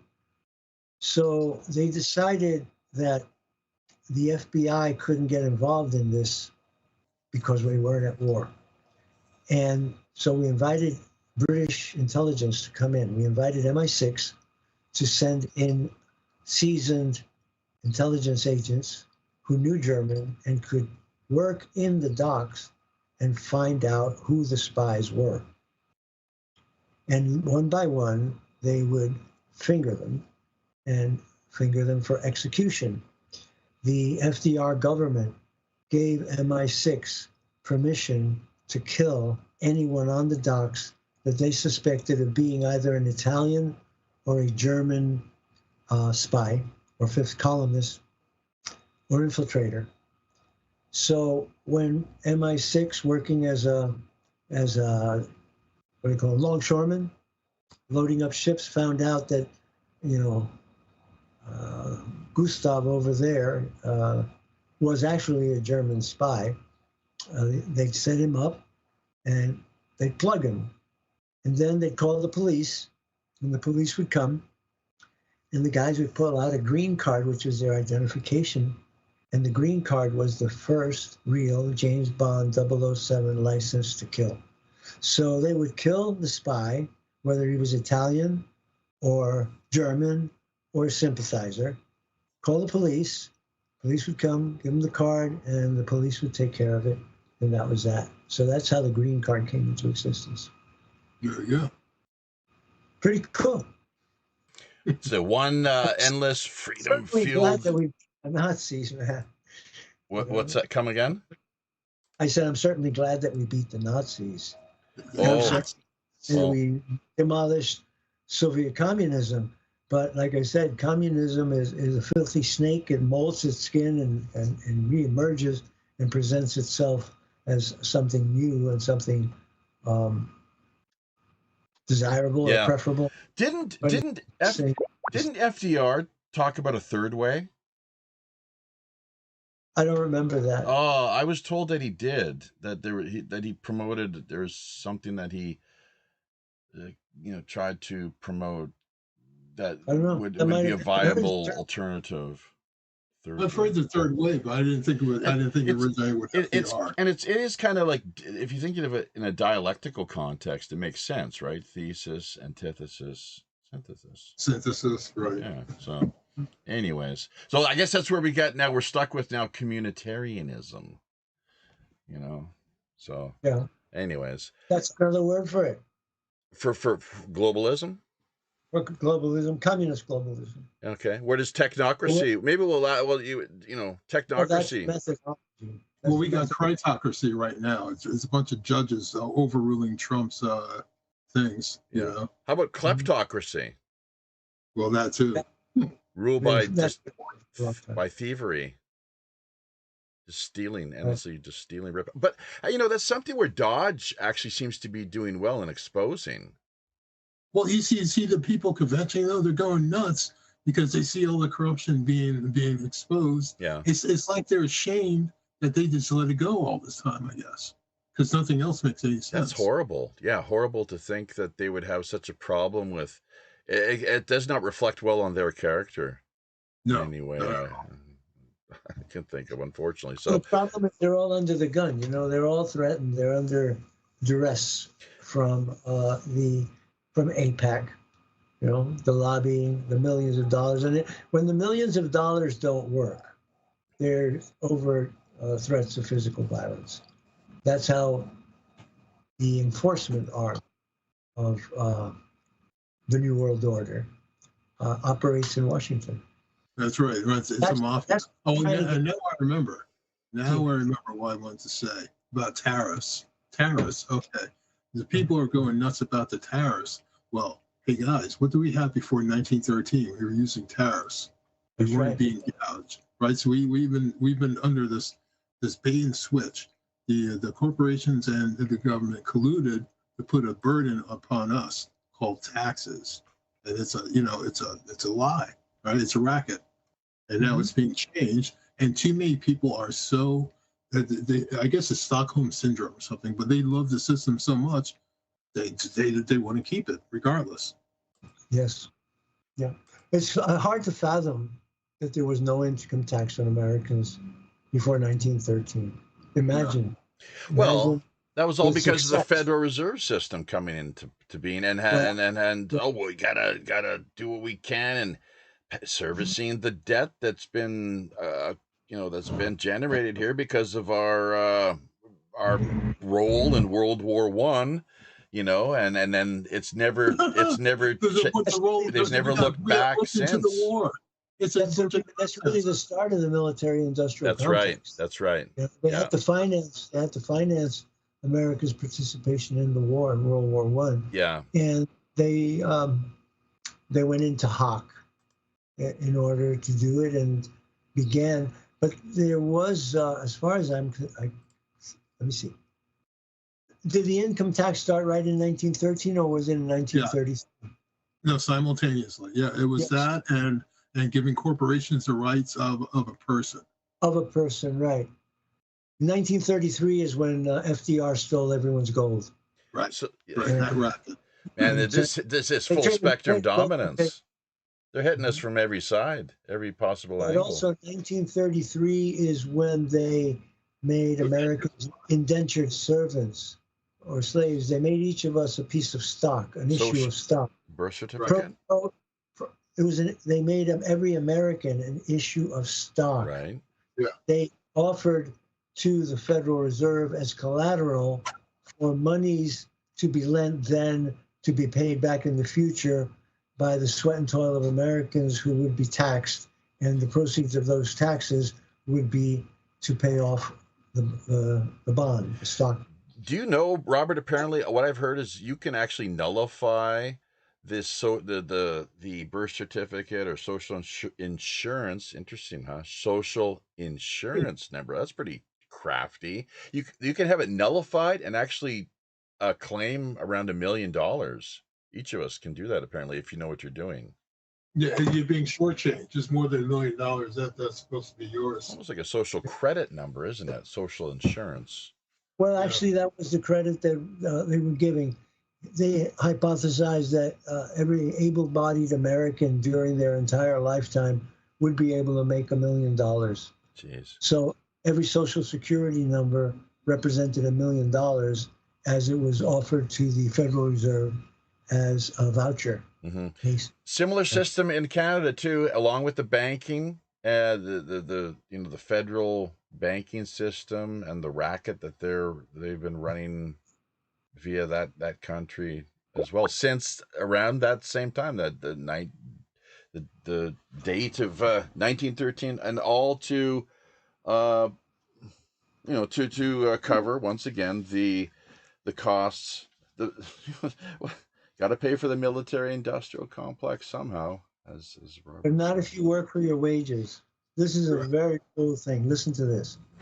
In 1967, an American took the IRS to court, arguing that wages are not profit. Right. Wages are not income. That's correct. Wages are not income, and they're not profit, and they can't be taxed because you give your labor a quid pro quo for the wages. And so therefore it cannot be considered a profit because it's an exchange. And the court found in favor of the fellow, and he didn't have to pay it. But they keep that ruling secret. But if you go back to the Supreme Court rulings of 1967, you can find it. The other thing is this. The income tax amendment of 1913 Yeah, the 16th. Yep. It's illegal. It's not binding because Not ratified. That's it was correct. not ratified by 2/3 of the states. It's never been ratified. So that's another argument that people make. And when people make that argument in court, usually the IRS folds and agrees to withdraw the case as long as people don't publicize it and blast it all over the newspapers. But that's Well, another speaking fact. of that, hey guys, did you hear? Did you hear? Now, I think Karen Levitt announced this. And of course, remember, it's April Fool's Day, right? Mhm. So, Yeah. So they announced that $6,000 checks will be coming to Social Security recipients this month. What? Well, if that's true, Captain Sinclair is going to have a nice donation. 6,000. Yeah, I just got to say, yeah, right. But Well, and here's the interesting, just to kind of within the context of this conversation and focus, the not only is the abolition or the abolishment, I'm not sure if those are the same words necessarily, but right. just the total abolition to doing away of all property as being that is communism in a nutshell. But on top of that, secondly, it is this incremental, it's a means to an ends, right? That incremental taxation to the point everyone, you've got no more wages to take home, folks. You've got it's all being taxed. It's all that with incremental taxation to the government. You got zero, nothing left whatsoever. But don't worry, the digital social credit system will take care of it all, right? Well, and Bitcoin. I would be wary. If that really happens, I'm taking it lightly and I'm taking it as an April Fool's joke. But if it is true and they send out a check, I'd be wary of it as a slippery slope toward guaranteed free money, monthly rent. UBI, right. Kind of like, again, creeping communism. I really don't want to become a ward of the state. I stayed out of the Social Security system long past the time when I could have applied because, as I always said, the government ain't my mammy, ain't my pappy. So, Oh, good for you, man. That's good for you. Stay out of my life, and I'll stay out of yours. Yeah. Right. Yeah. You know what it is, though? I just think the concept of money is going to change because there's something. It's been abused, right? Money was always supposed to be a lubricant of trade, right? So that people could work with each other, but somehow it's been used to work men against each other. Oh, you said it. You said it. Do you know why it's called currency? I have ideas. Yes. Fluidity, electricity. Right. No, let me give you the real story.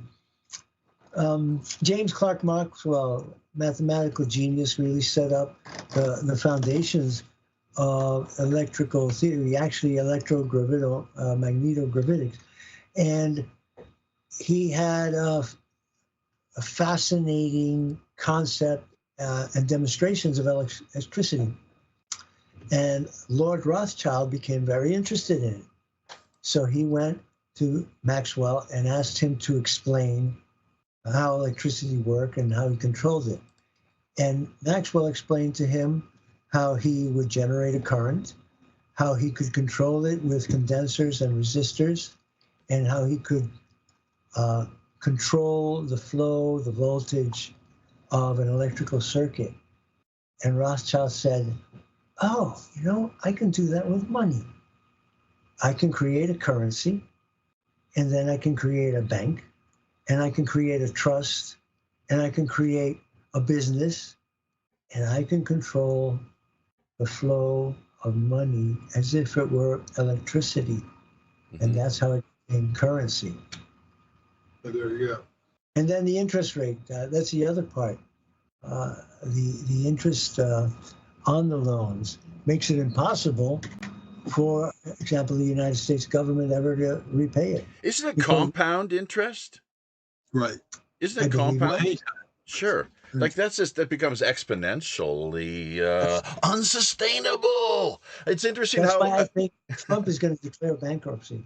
But wasn't it also you who drew to our attention the fact that he's the master of bankruptcy Yeah, knowledge you know, laws and so exactly. yeah. I really loved it when they said, "Oh, you know, you declared bankruptcy 4 times," and he said, "Yeah, but that's because that's the law. I just used the law. And by the way, these guys were killers. They weren't your little grandma.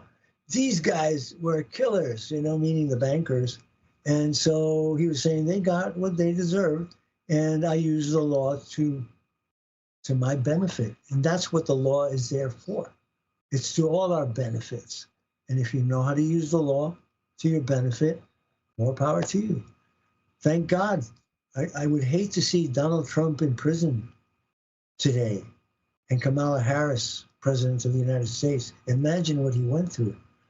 I mean, the fortitude, the internal strength not to have 3 heart attacks a week. Humiliation.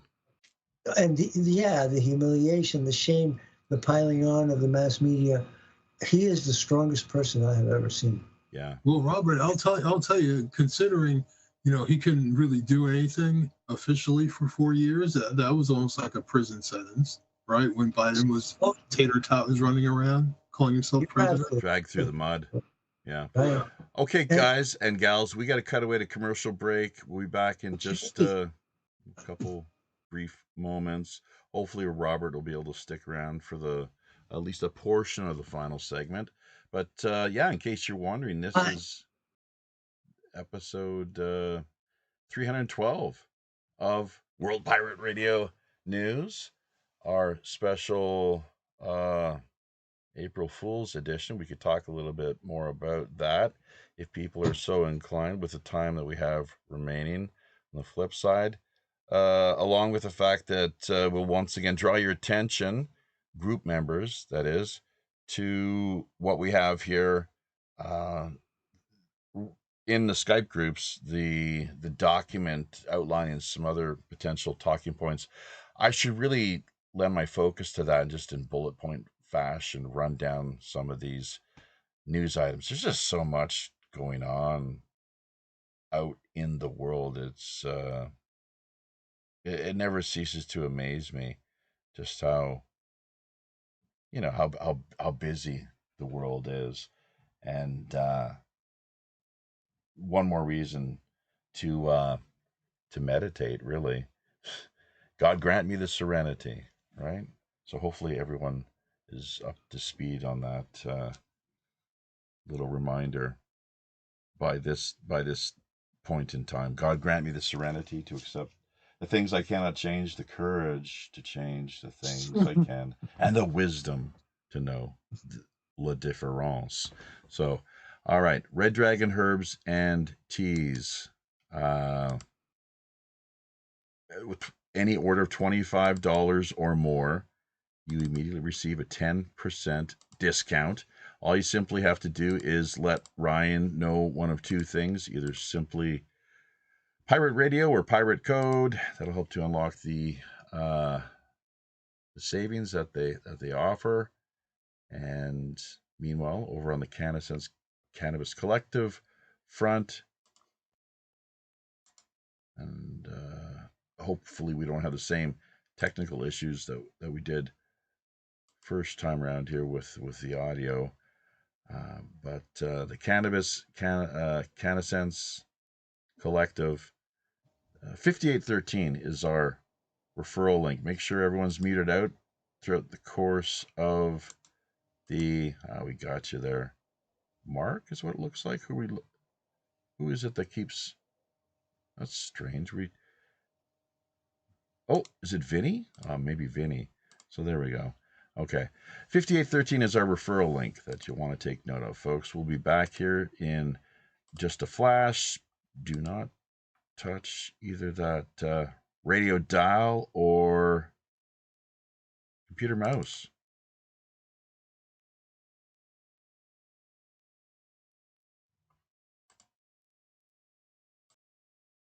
Medical cannabis is now legal by telemedicine. Get the medicine you need by getting reviewed for a medical cannabis card. Contactless appointments available at Cannasense.com. For as low as $39, you can get reviewed for a medical cannabis card. That's Cannasense.com for a licensed medical cannabis doctor review. Cannasense.com has all the information you need to get connected with a doctor for a $39 medical cannabis appointment. CANNASENSE.com. Cannasense is common sense.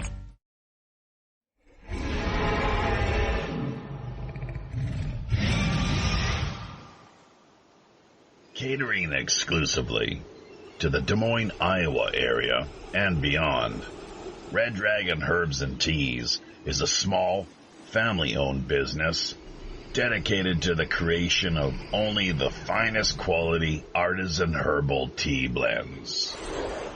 Drawing upon many of the world's most richly established customs and traditions, Red Dragon Herb's mission is about more than just getting their products out to the market. They also strive to help educate their customers on the wider benefits, history, and folklore of all their plants. Of course, any seasoned pirate knows when they're fixin' to tango with the Kraken, you best be powered up with at least one of the finest select quality premium items freely offered via Red Dragon Herbs and Teas wide inventory. Choosing from any of their caffeine-free headache relief or rest and relaxation blends, history has proven their products among the best sources of scurvy prevention and vitamin supplementation. Red Dragon Herbs and Teas, bringing you guaranteed homegrown health relief.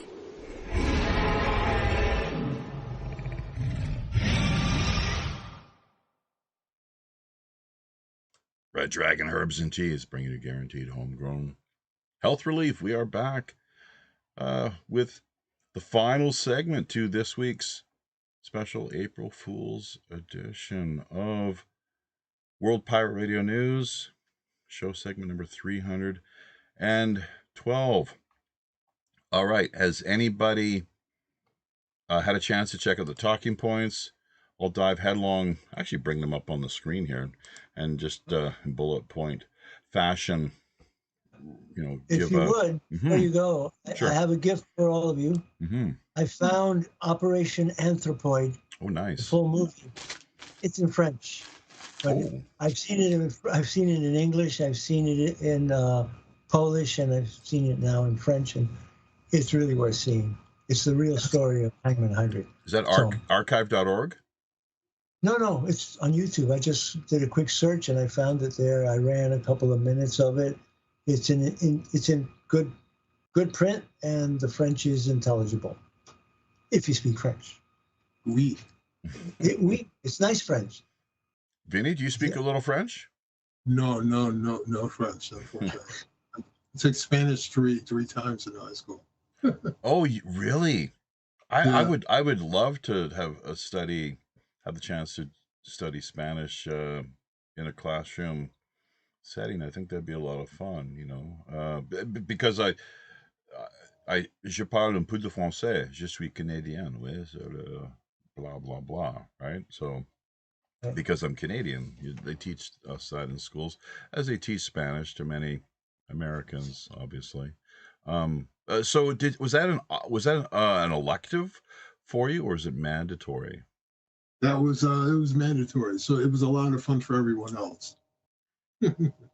What was your problem? You just had difficulty learning it?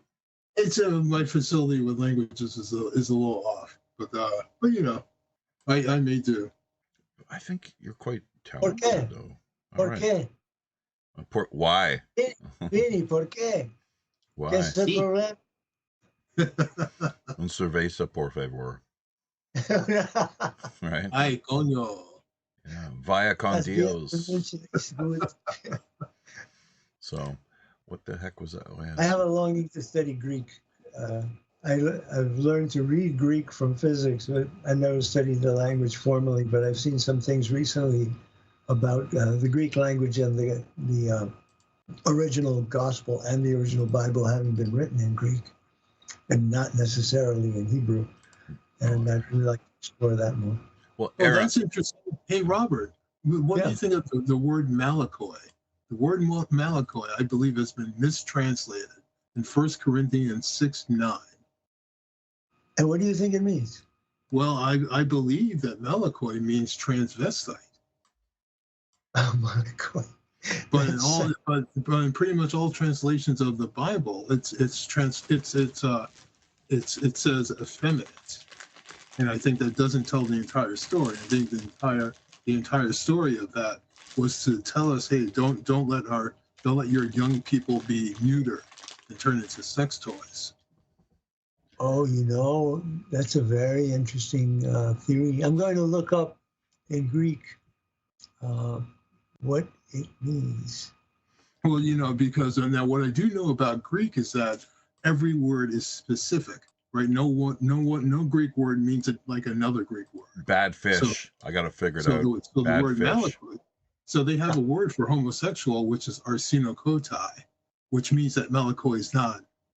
Take it in the arse, don't you? This is arse, arse this and arse that. Right?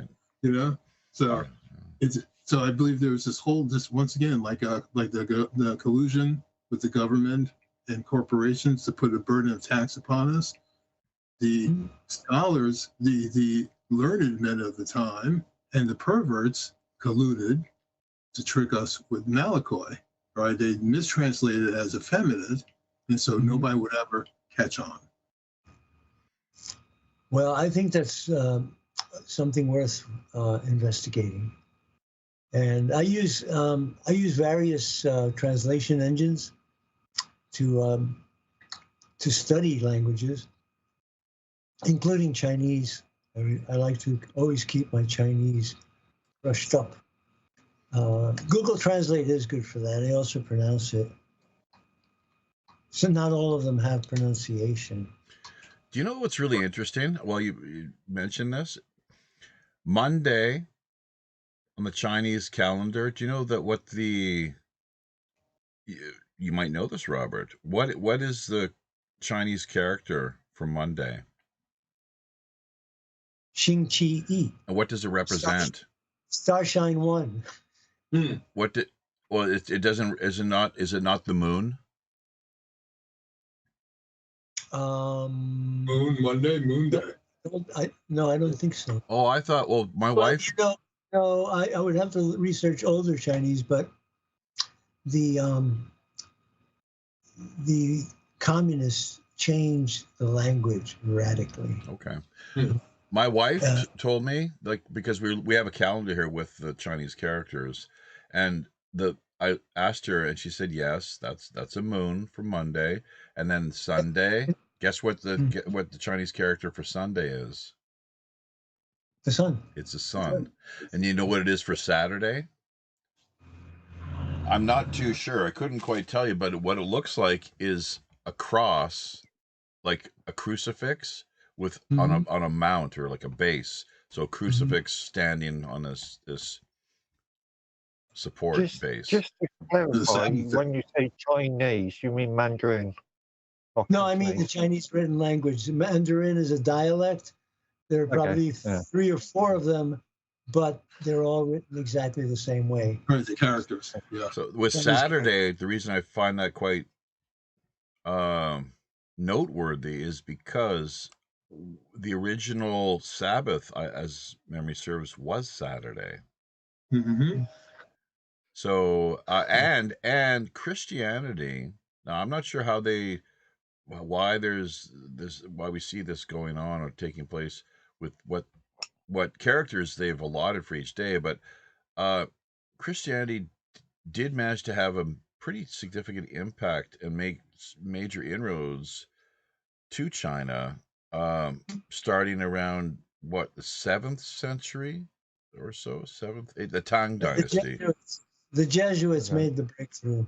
Yeah, the Nestorians. Oh yeah, that's another interesting part. At the end of the Silk Road, right? The Nestorians made it all the way to China. Yes, that's why we were talking the Jesus Sutras the other day, and the caves of Dunhuang and Mogao, where there's a fascinating story with the scriptures that were hidden behind this wall in these caves that were shown to these white foreign devils of the desert by the Taoist priest. Actually, I thought you'd especially be interested in hearing this, Robert. The Taoist priest who oversaw, the area. He was the guy in charge, basically, of the whole cave complex. And yeah, the Nestorians it all goes back to, like I said, that actually, some of those scrolls might have been over 1,000 years old, come to think of it. So it's fascinating, though, this book. And in fact, that was someone I was thinking I'd love to have interviewed on Pirate Radio Podcast as a Friday feature guest, but we could also, why not try to have him, if he's still alive, join you, first and foremost, connect with you over on the Morning Star Report. And that's Martin Palmer is his name here. Martin Palmer, author of the Jesus Sutras. I think everyone listening would stand to benefit in a big way if they're interested in this. I'd be interested in it. It's called the Jesus Sutras, and he's written extensively. I could put up on camera, but I'm not set up for that right now. So I just sent you the characters. I sent you the characters for Monday and Tuesday and Sunday, and the Chinese communists changed the lexicon to Jiu-yi, Jiu-er, Jiu-san, Jiu-si, Jiu-wu. So day 1, day 2, day 3, day 4. Right. But Sunday stayed the day of the sun. Yeah. How generous of Mao to do so. I guess he wasn't. He didn't think that even communism wasn't bigger than the sun, or more important. There's some things that are. So yeah, 70,000 Americans. Well, this business of South Africa and Trump, I guess, floated because of all of the really vile, racist rhetoric coming out of South Africa from the highest levels. As of late, things are a little more on edge. Julius, don't forget that name. What's his name? Julius Malema. Oh, right. He Mao, is meaning bad. the ultimate. Yeah, he's a communist. I mean, they all wear red jumpsuits and red berets, but he is a psychopath, and he is potentially the African Hitler. Yeah, well, yeah, sure. Yeah. Thinking kill the Boer, right? Yeah, that's the one. That's the one. Vinny, as I was saying to Jaffe the other day, this guy speaks with a forked tongue. He speaks with his mouth as one tongue and his body language as a separate entity. And while he's talking and giving rhetoric, he'll be referring to the Boers or the white people.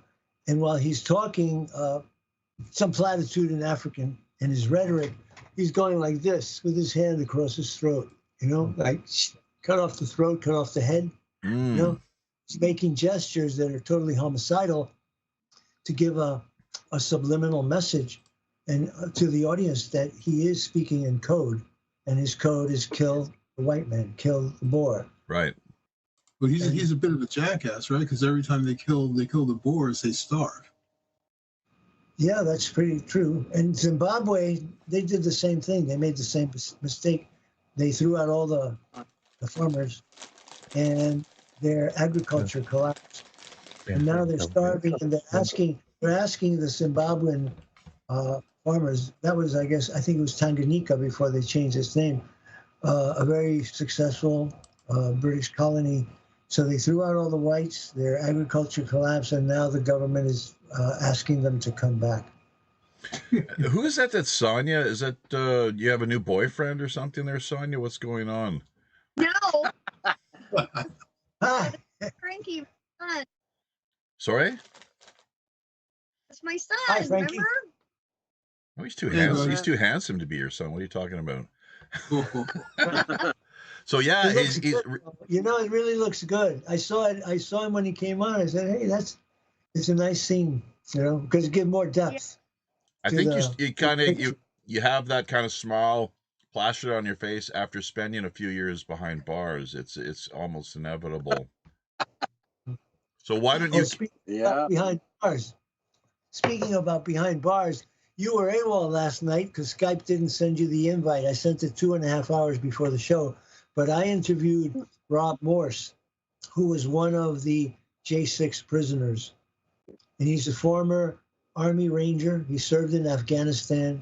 He was a history teacher in Pennsylvania, and they railroaded him and got out, and we had 2 hours of great conversation.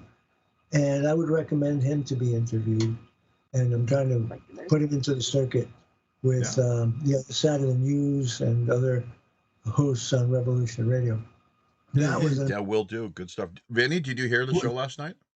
I didn't, but Robert, would you like to interview another one? There's a guy, Pastor Bill Dunphy, and he was also J6. They put him in prison, and are you ready for this, Robert? He survived 6 days of darkness in the jail when the lights went out, the power went out. Yeah, that was brutal. You know, it'd be great if we could have him and Rob Morse on the program so they could speak with each other, and maybe even this third person, Kelly Meggs. Rob Morse has written a book, One Question Remains is the name of his book, and it's a chronicle of his mobilization, self-motivation to go there, why he thought it was important, how he saw it, how he went in and he saw Antifa people wrecking and setting fires inside the Capitol, and he ferreted out the infiltrators, the FBI and Ray Epps. He saw Ray Epps the night before urging them to go into the Capitol. It was a whole setup, but we're going to get down to the bottom of it. You know, I told him that I have a good feeling about the revocation of the pardons that Biden gave to the J6 committee. You know, Revocation meaning what exactly? Oh, well, hang on, revoking. Revocation of the pardons that Biden gave to the J6 committee. Autopen. Wait a minute. Wait, no. Oh, hold on. I'm a little confused about the J6. Let's just put that to the side for now, if we could. No, let's ease your confusion. No. Well, yeah, because J6 committee, shouldn't they be going down in flames? Like they should be taken out completely. Like they're now going to be going down. Liz Cheney, wasn't she among them? Yeah. Dirty rat, Liz Cheney. Right. Under the name of Biden, they were issued pardons for all their activities. Preemptive. Yeah, preemptive pardon. Right. for destroying evidence. Yeah. And since it was done with an auto pen when Biden wasn't even gotcha. All right. It's been revoked. Yeah. And I get a nice feeling of satisfaction, of justice, that Adam Schiff is losing sleep. Kitzinger is losing sleep. Liz Cheney is losing sleep. Hunter Biden made a run for the hills, but I'm not sure if he chose the best country necessarily, given what we just... They took away his Secret Service protection, so he must be sweating now too. Yeah, but let me. Okay, Yeah. as passionate as you are regarding this issue and many others, Robert, this is kind of important that we acknowledge this because with Sonia's son here, it's the first time that he's appeared on camera, and I was, in all seriousness, actually, he is someone, he wasn't part of the J6 community as it was, but somebody rather who, what did you do, get into a bar fight or something? Who I hope it wasn't like breaking an entry, you just beat somebody up and they locked you up for a few years, I guess is what it sounded like. No, 9 years. Oh, great. Basically, I used to be like in that lifestyle, like with all the gangs and stuff. Obviously, you could see the, you know, tattoos all over me and stuff like that. And I got aggravated assault with a deadly weapon because I had a gun. And there had to be there was a situation with the dude, and he got scared for his life. Somebody could have got killed, I guess, if you had a gun. That's right. Were you high at the time? Yeah. Yeah. You weren't like alcohol. Okay, and you pulled the gun. You weren't, and like you could have got shot by cops, maybe too, or something. I guess, right?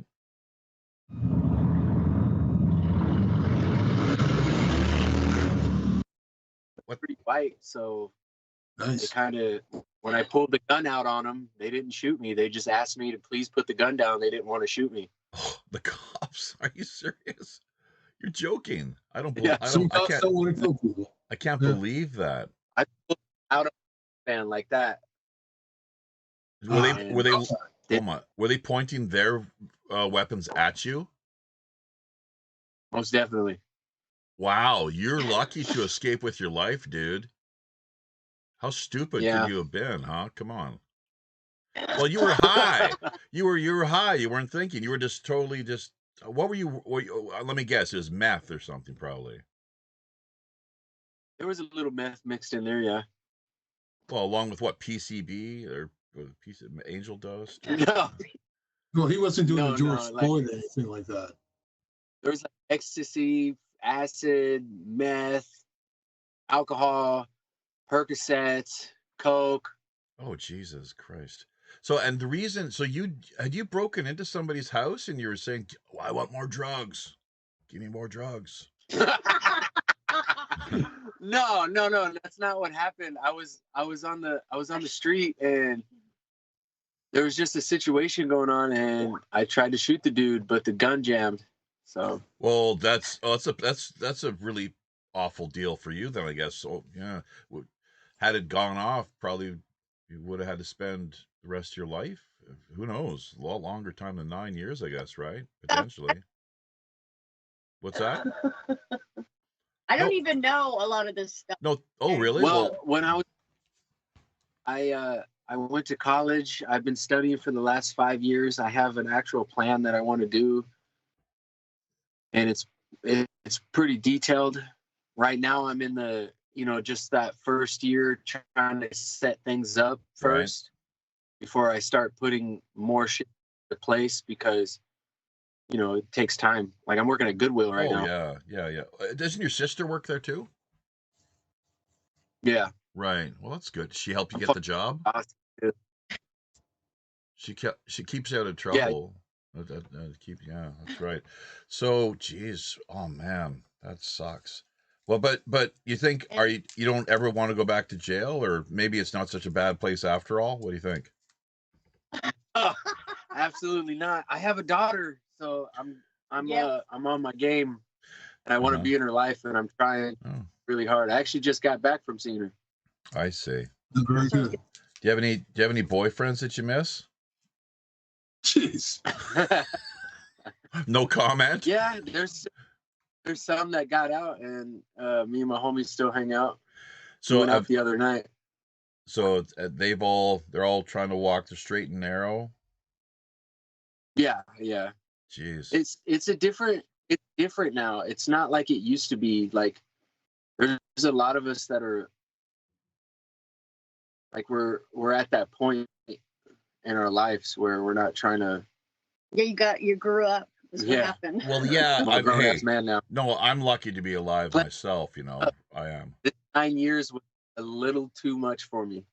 Oh no, I dude, like I'm really lucky that I'm not I didn't end up where you were or anything of that sort, because a lot of young guys are just I mean, I was never in that.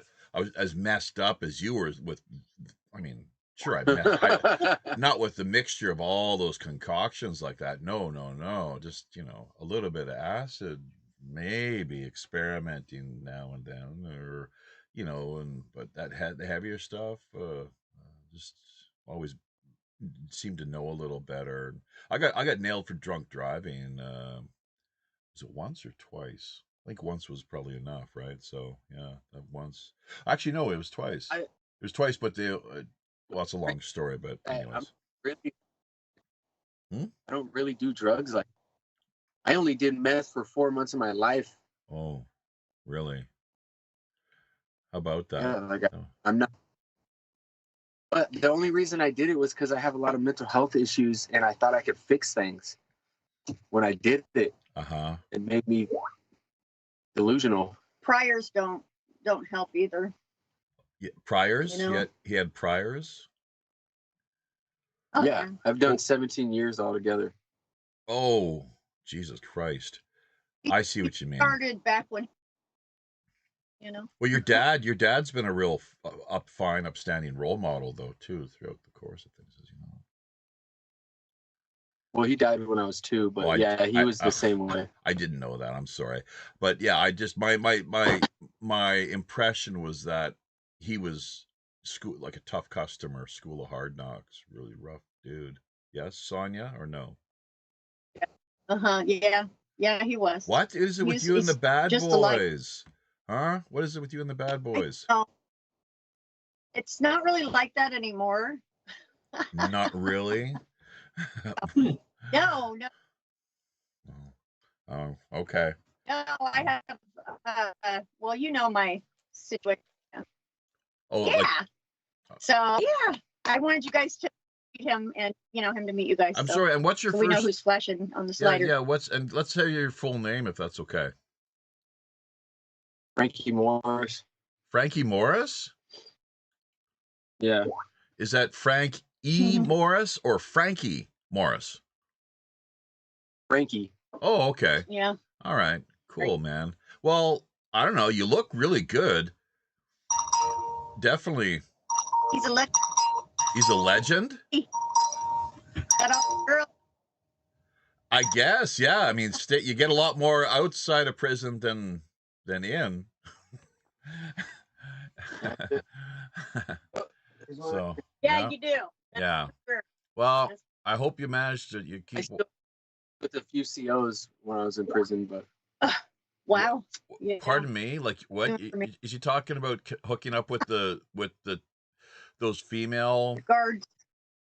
Yeah. Correctional officers. They're women, weren't they? Most definitely. Yeah. Okay. So is that legal? Are you allowed to do that, or is that not really? Is it? I don't. Well, it's not illegal, but it's not allowed for their job. They get fired. Is that right? They would get fired if they got caught. Oh, yeah. And then they'll try to like if you get caught, the cops will try to get you to say that like it was like a power grab type of thing, like they were trying to force you to do it so that it would get them in trouble. Mm-hmm.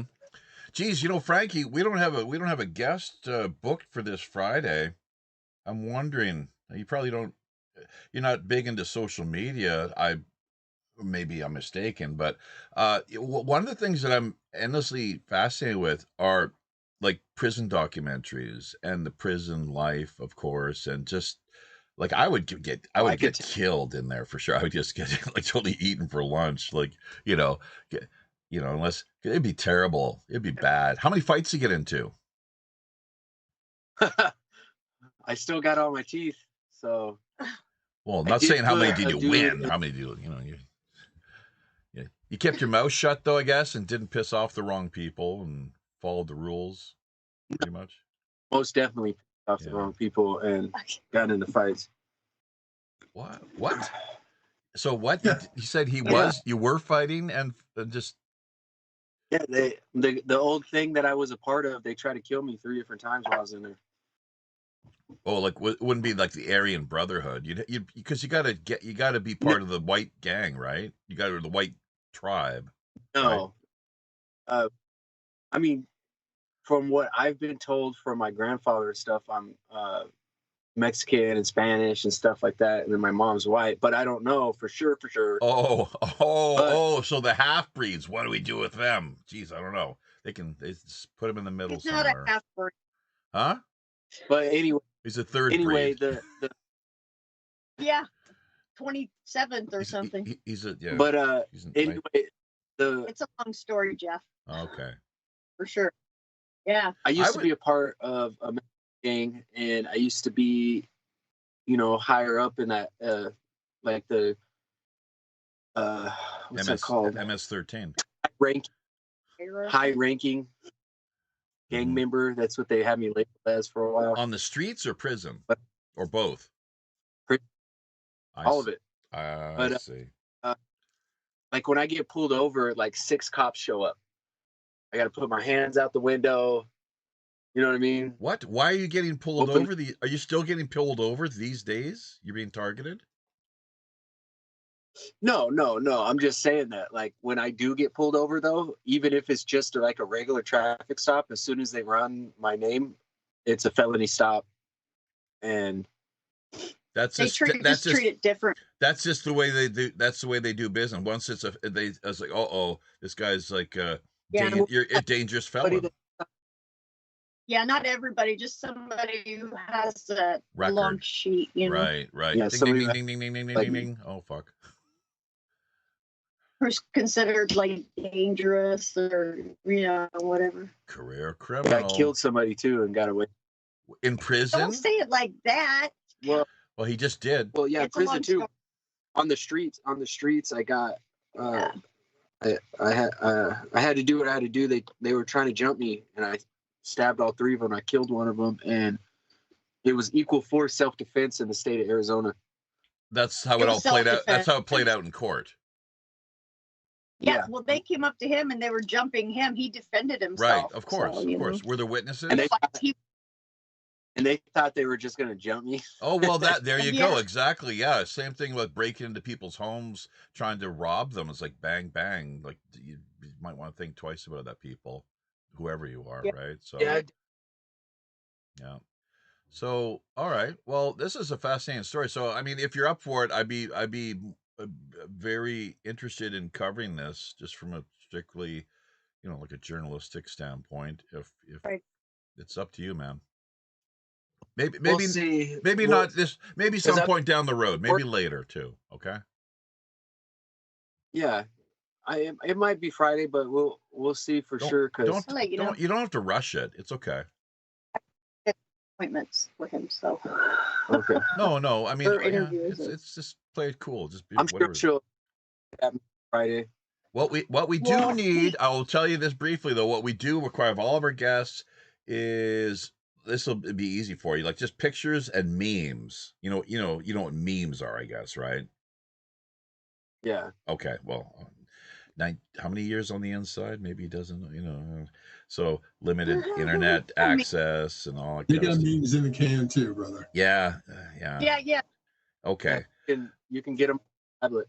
Yeah, they have tablets in prison nowadays. But don't they restrict your internet access? Probably. Yeah.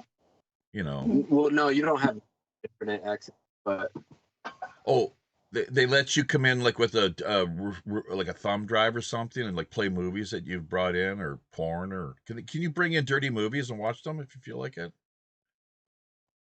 Well, yeah, you could sneak them in. Oh, you can't do it by the book though, not by the book. Like anything else. I see. Yeah. Anything else that you pretty much. Not a thumb drive, more like a bum drive. They're probably lucky if they let them get an Etch-a-Sketch. Yeah. Draw stuff up. Unless it's selling it, it's most likely you got it snuck in through somebody's butthole. If what happens? It's in the hole. I said if a CO doesn't sell it to you, it most definitely got snuck in through a butthole. Oh, the CO sells like what? The thumb drive to you is what you're saying? Yes, with the butthole subway. Right. Oh yeah. No, yeah. I get it. They have done the little thumb drive thing. It doesn't go into the tablet, but you can stick it in your TV and watch it. But it's more like cell phones and drugs and stuff like that. And everyone's got a shiv. No, not everybody. I did. Well, if you're feeling like you're being targeted, you kind of need one, I guess, don't you? Yeah. Well, it's not like yeah. they give you one as soon as you go to prison, right? Here's your What ship. what an awful place to be, man. What a terrible place. You gotta, like, they'll be doing construction like on a max unit or whatever, and you'll be walking on the side of the fence to go to the little rec pin, and there'll be like a piece of metal or like a piece of rebar or something like that right there, and you have like the homies distract, like act like they're gonna fight or whatever. The COs pay attention to them. You grab your stuff. We have stuff being thrown over the fence. People fly drones in there sometimes. That's right. Yeah. Mm-hmm. That's crazy. So is it true that I guess there's more dope and drugs on the inside than on the streets? Yeah. And were you how often were you getting high? Pod. I didn't get high not once this time down. Been almost 9 years. Well, there you go. And so you weren't doing what they call the homebrew hooch stuff that they. Oh, what's that called? The alcohol. Yeah, just hooch. Oh, I see. Okay, so wow, that's amazing. Well, good for you. And so you were like totally focused on getting an education and getting. I was in a by myself, and I used my wall as a whiteboard to do all my math problems and stuff. Oh my God. And I'm almost out of algebra 2. And I've been working on a lot of like calculus and infinity numbers and reals and, just the differences in them and what they all mean and stuff and how to use them. Oh my God. That's amazing. So that's so cool, man. Well, excellent. Well, Sonia, you take care of him and make sure that he behaves himself. Oh yeah. Yeah. He makes his own decisions, of course. And he always has, of course. Yeah. You can't make it for him, unfortunately. That's what I've learned. Grown yeah, man. I totally, let him know how I feel, and he does what he chooses, because he's the one who suffer for his decisions, not anyone else, So. Well, I have a daughter now, so like I'm not trying to. Yeah. I go to work. That's all I'm focused on. Great. I'm literally making moves right now so that I can be a part of her life even more. Yeah. That's my main focus. Yeah, he's been doing really good. A great roommate. I mean, he doesn't make a mess. He goes to bed early every night. It's like totally different to me, How far away from you does he live, or Frankie, do you live? Yeah, I'm staying with my sister. Yeah. Oh, your sister's your roommate. Yeah. Okay. Yeah. So the two of you are pretty tight then. Oh yeah. They've always me been. And my sister are tight. Always been really. She's a little. That she's with her husband, but yeah. Him and Billy don't get along that great. Oh. No, I don't like her not at all. Hey y'all, thank you for having me. I'm going to go ahead and check out. Thank you for having me tonight. HomeNetwork.tv. You bet. Bye, Home Network TV. Check it out. Post. Anything more? What's the latest weekly developments? What have we seen in the last few days as far as new items? You guys have a good. Okay. Good night, Frankie. Have a good night. Good talking to you. Well, I'm still working on getting some upgrades. Kind of stuck on what upgrade I'm going to try to do, but nonetheless, we're still growing. It's a fairly new website. We have about 3,000 participants now, and growing. We have about 100,000 people that are joining on a daily basis. They just don't seem to become members all the time, and a lot of them are already members. So I'm happy for that as well. Have you and Mark managed to get together yet and have things set up so that we can pick up that stream through? Because I don't see it coming to us yet here through the website. No, I did is I have a Chicago server. I can run 2 broadcasts out of that. So what I did is I grabbed some of your shows and I put it on there. Currently, this show's being broadcast on Channel 5 on Home Network. When I go off the air here, I can leave it on with different programming, but are being rebroadcast right now as well. So we're talking about live streaming, like in the moment, that where we can pick up channel 5.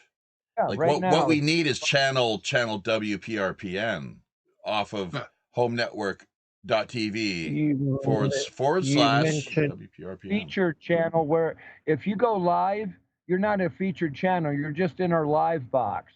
But the channel 5 is a 24-hour featured channel. That's our featured programming. Well, Mark, you mentioned channel 5 before. What is that? Radio? Is that in a internet site? It's video, audio. It's video and audio both. You got, so you got 5. Is it 5 main channels you have over on the network? Is that right? Yeah. We're operating out of the basement at present. Any other TV, and then the other channels are secondary channels to that, but they're specialty channels. We have relaxing music, we have story time with audiobooks playing and different Vine videos playing all at the same time. And then we also have channel 5, and then channel 4 is temporarily off, but that's normally independent rock and roll. All right. Well, let's hope that the two of you can, Mark, keep in touch. I need some more information. I need URLs and.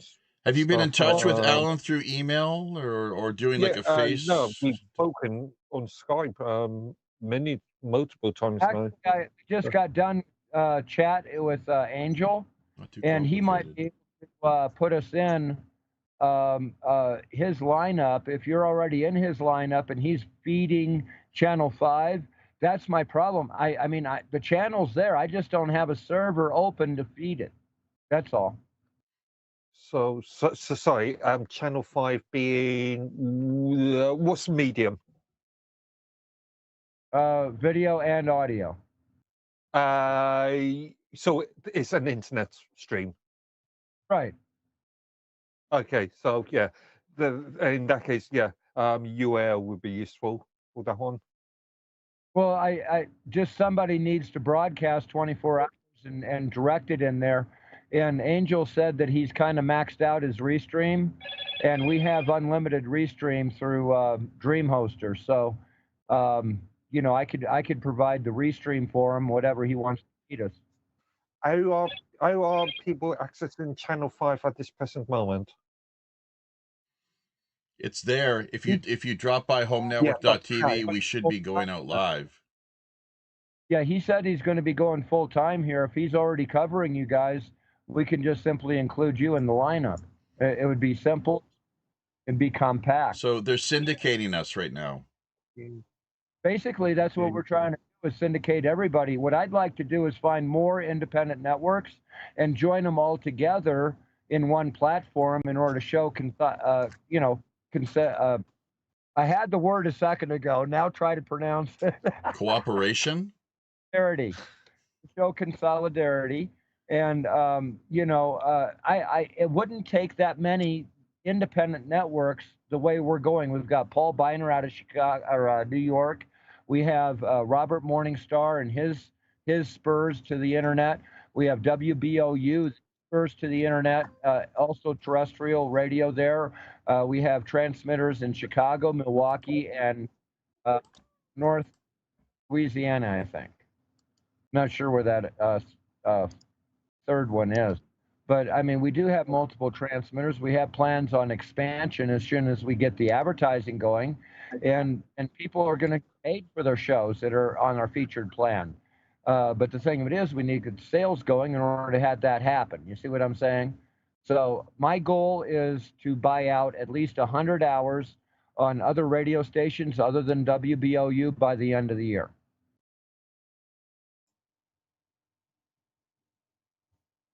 Sounds promising. You know, it'll be interesting to see how it all plays out. You're confused on the medium you're using. Well, talk about this behind the scenes, because we've got to wrap things up right now. It's just that we wanted to get an update and let you guys take care of whatever needs to be addressed after. Do we have lag here?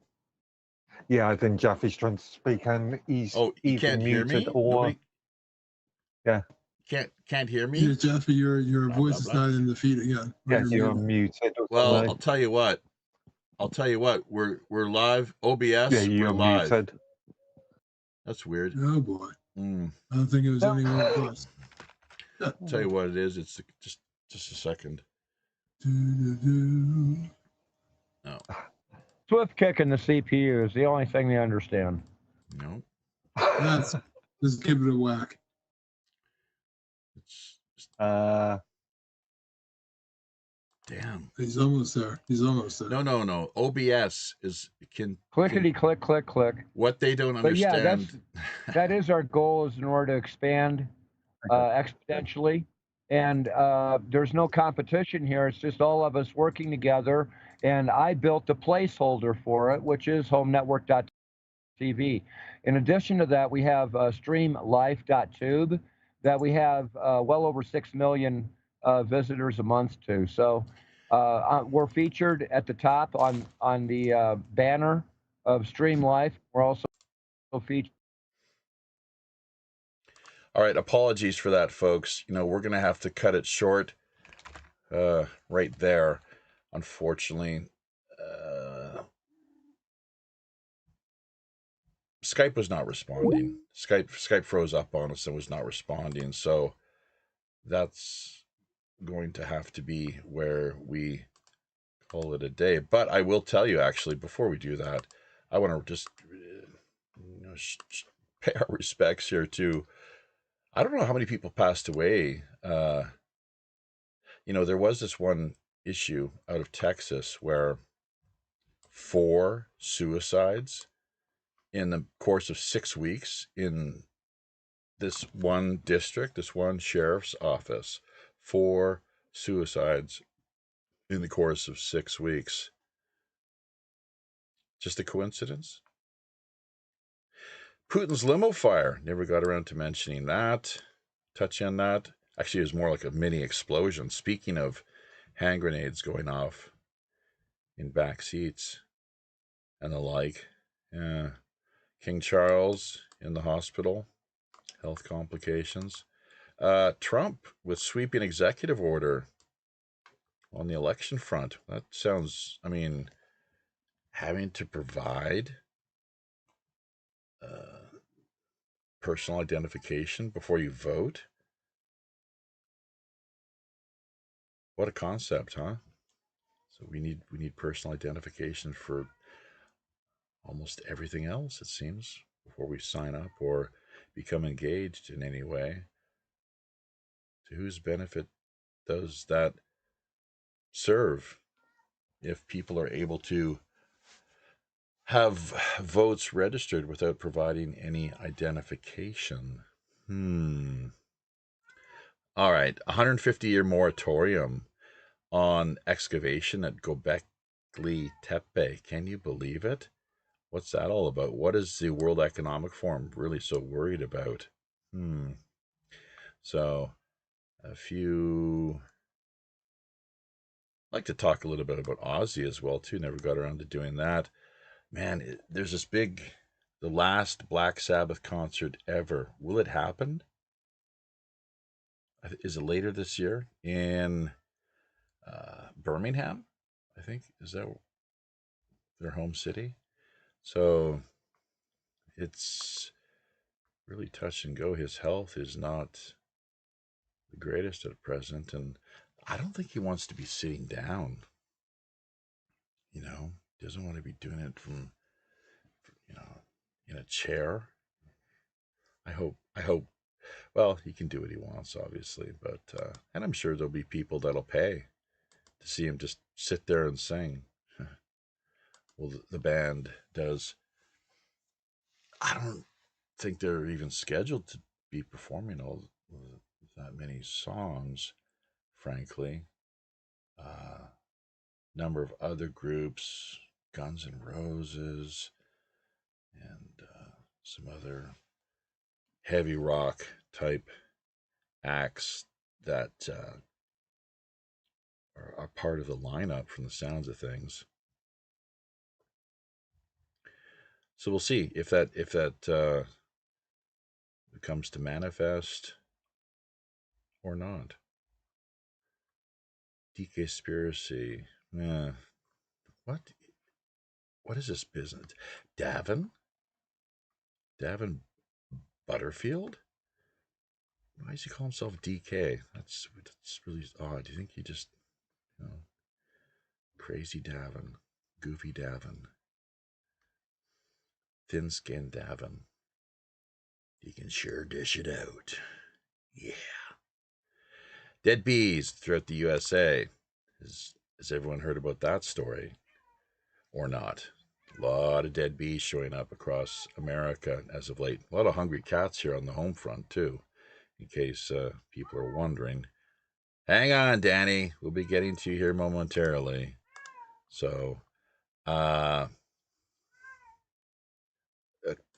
there's this cover-up. This is just brutal. Police, cover-ups. Gotta wonder at this point, like, who the real criminals are, right? Gangsters. So, what is San Francisco police covering up? So, and this is it's the whistleblower, basically. Someone who is a computer scientist working on the development of AI, if I'm not mistaken. So, I think what he was basically calling out AI, saying that there were problems, and because of that, he then later died under very mysterious circumstances. I think they're trying to officially rule a suicide. It doesn't really look that way, though, does it? All right, yes. Suture biology. Or, I mean, you pay a price. A truth teller, someone who's a whistleblower, and exposes the underbelly, seedier side to any real issue or area where you stand to have an impact on the bottom line. Money, big money. They say, what is it, that the root of all evil is not money, but rather the love of money. So be careful, folks. Keep an eye out, or keep a close watch on anyone who's too terribly obsessed and loving their money. While we're on the subject here, all Israeli PMs have fake names. Does everybody know about this? All Israel PMs, right from the start, have had fake names. They're European Jews, the descendants of converts from out of medieval times, when they converted. So, that's as far back as their actual Jewish heritage goes. 8th century, the Black Sea region. And, the conversion that took place at that time, of course, so many of the region of the Khazar, I guess, what is it, mountains, the eastern Black Sea region, and hence, subsequent rise throughout history of the what today is, in many circles, become known as the Khazarian Mafia.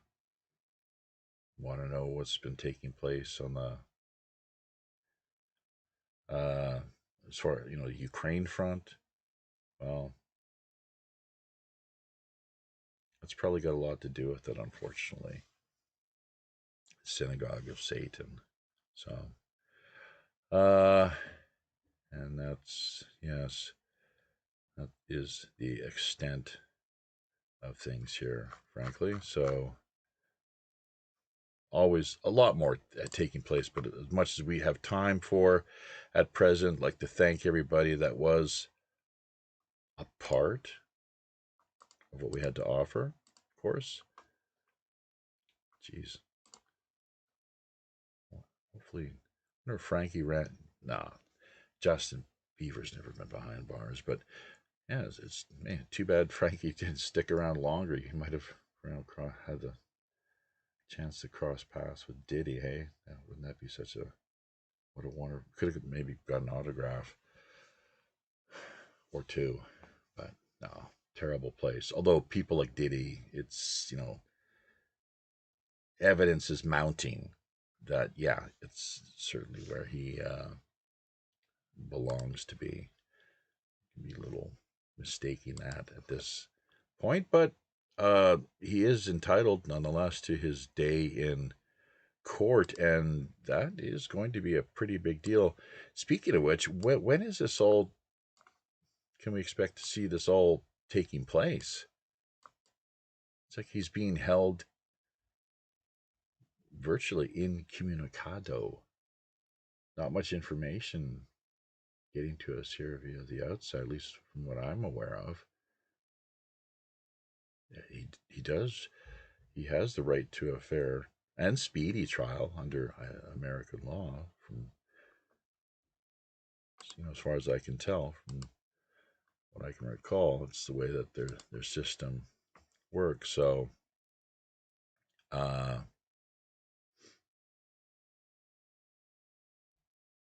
there's just so much, though. So much that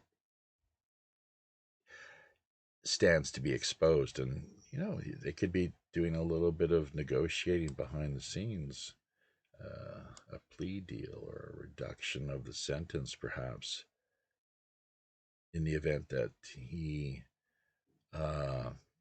provides the names and details regarding any number of people that were involved in just sort of duplicitous and nefarious kind of things that leads to getting so many of us regular folks into immediate trouble. No question about it. But for these others, the Hollywood crowd, mostly, it's the politics, entertainment, and so forth. It just is what they hold over you,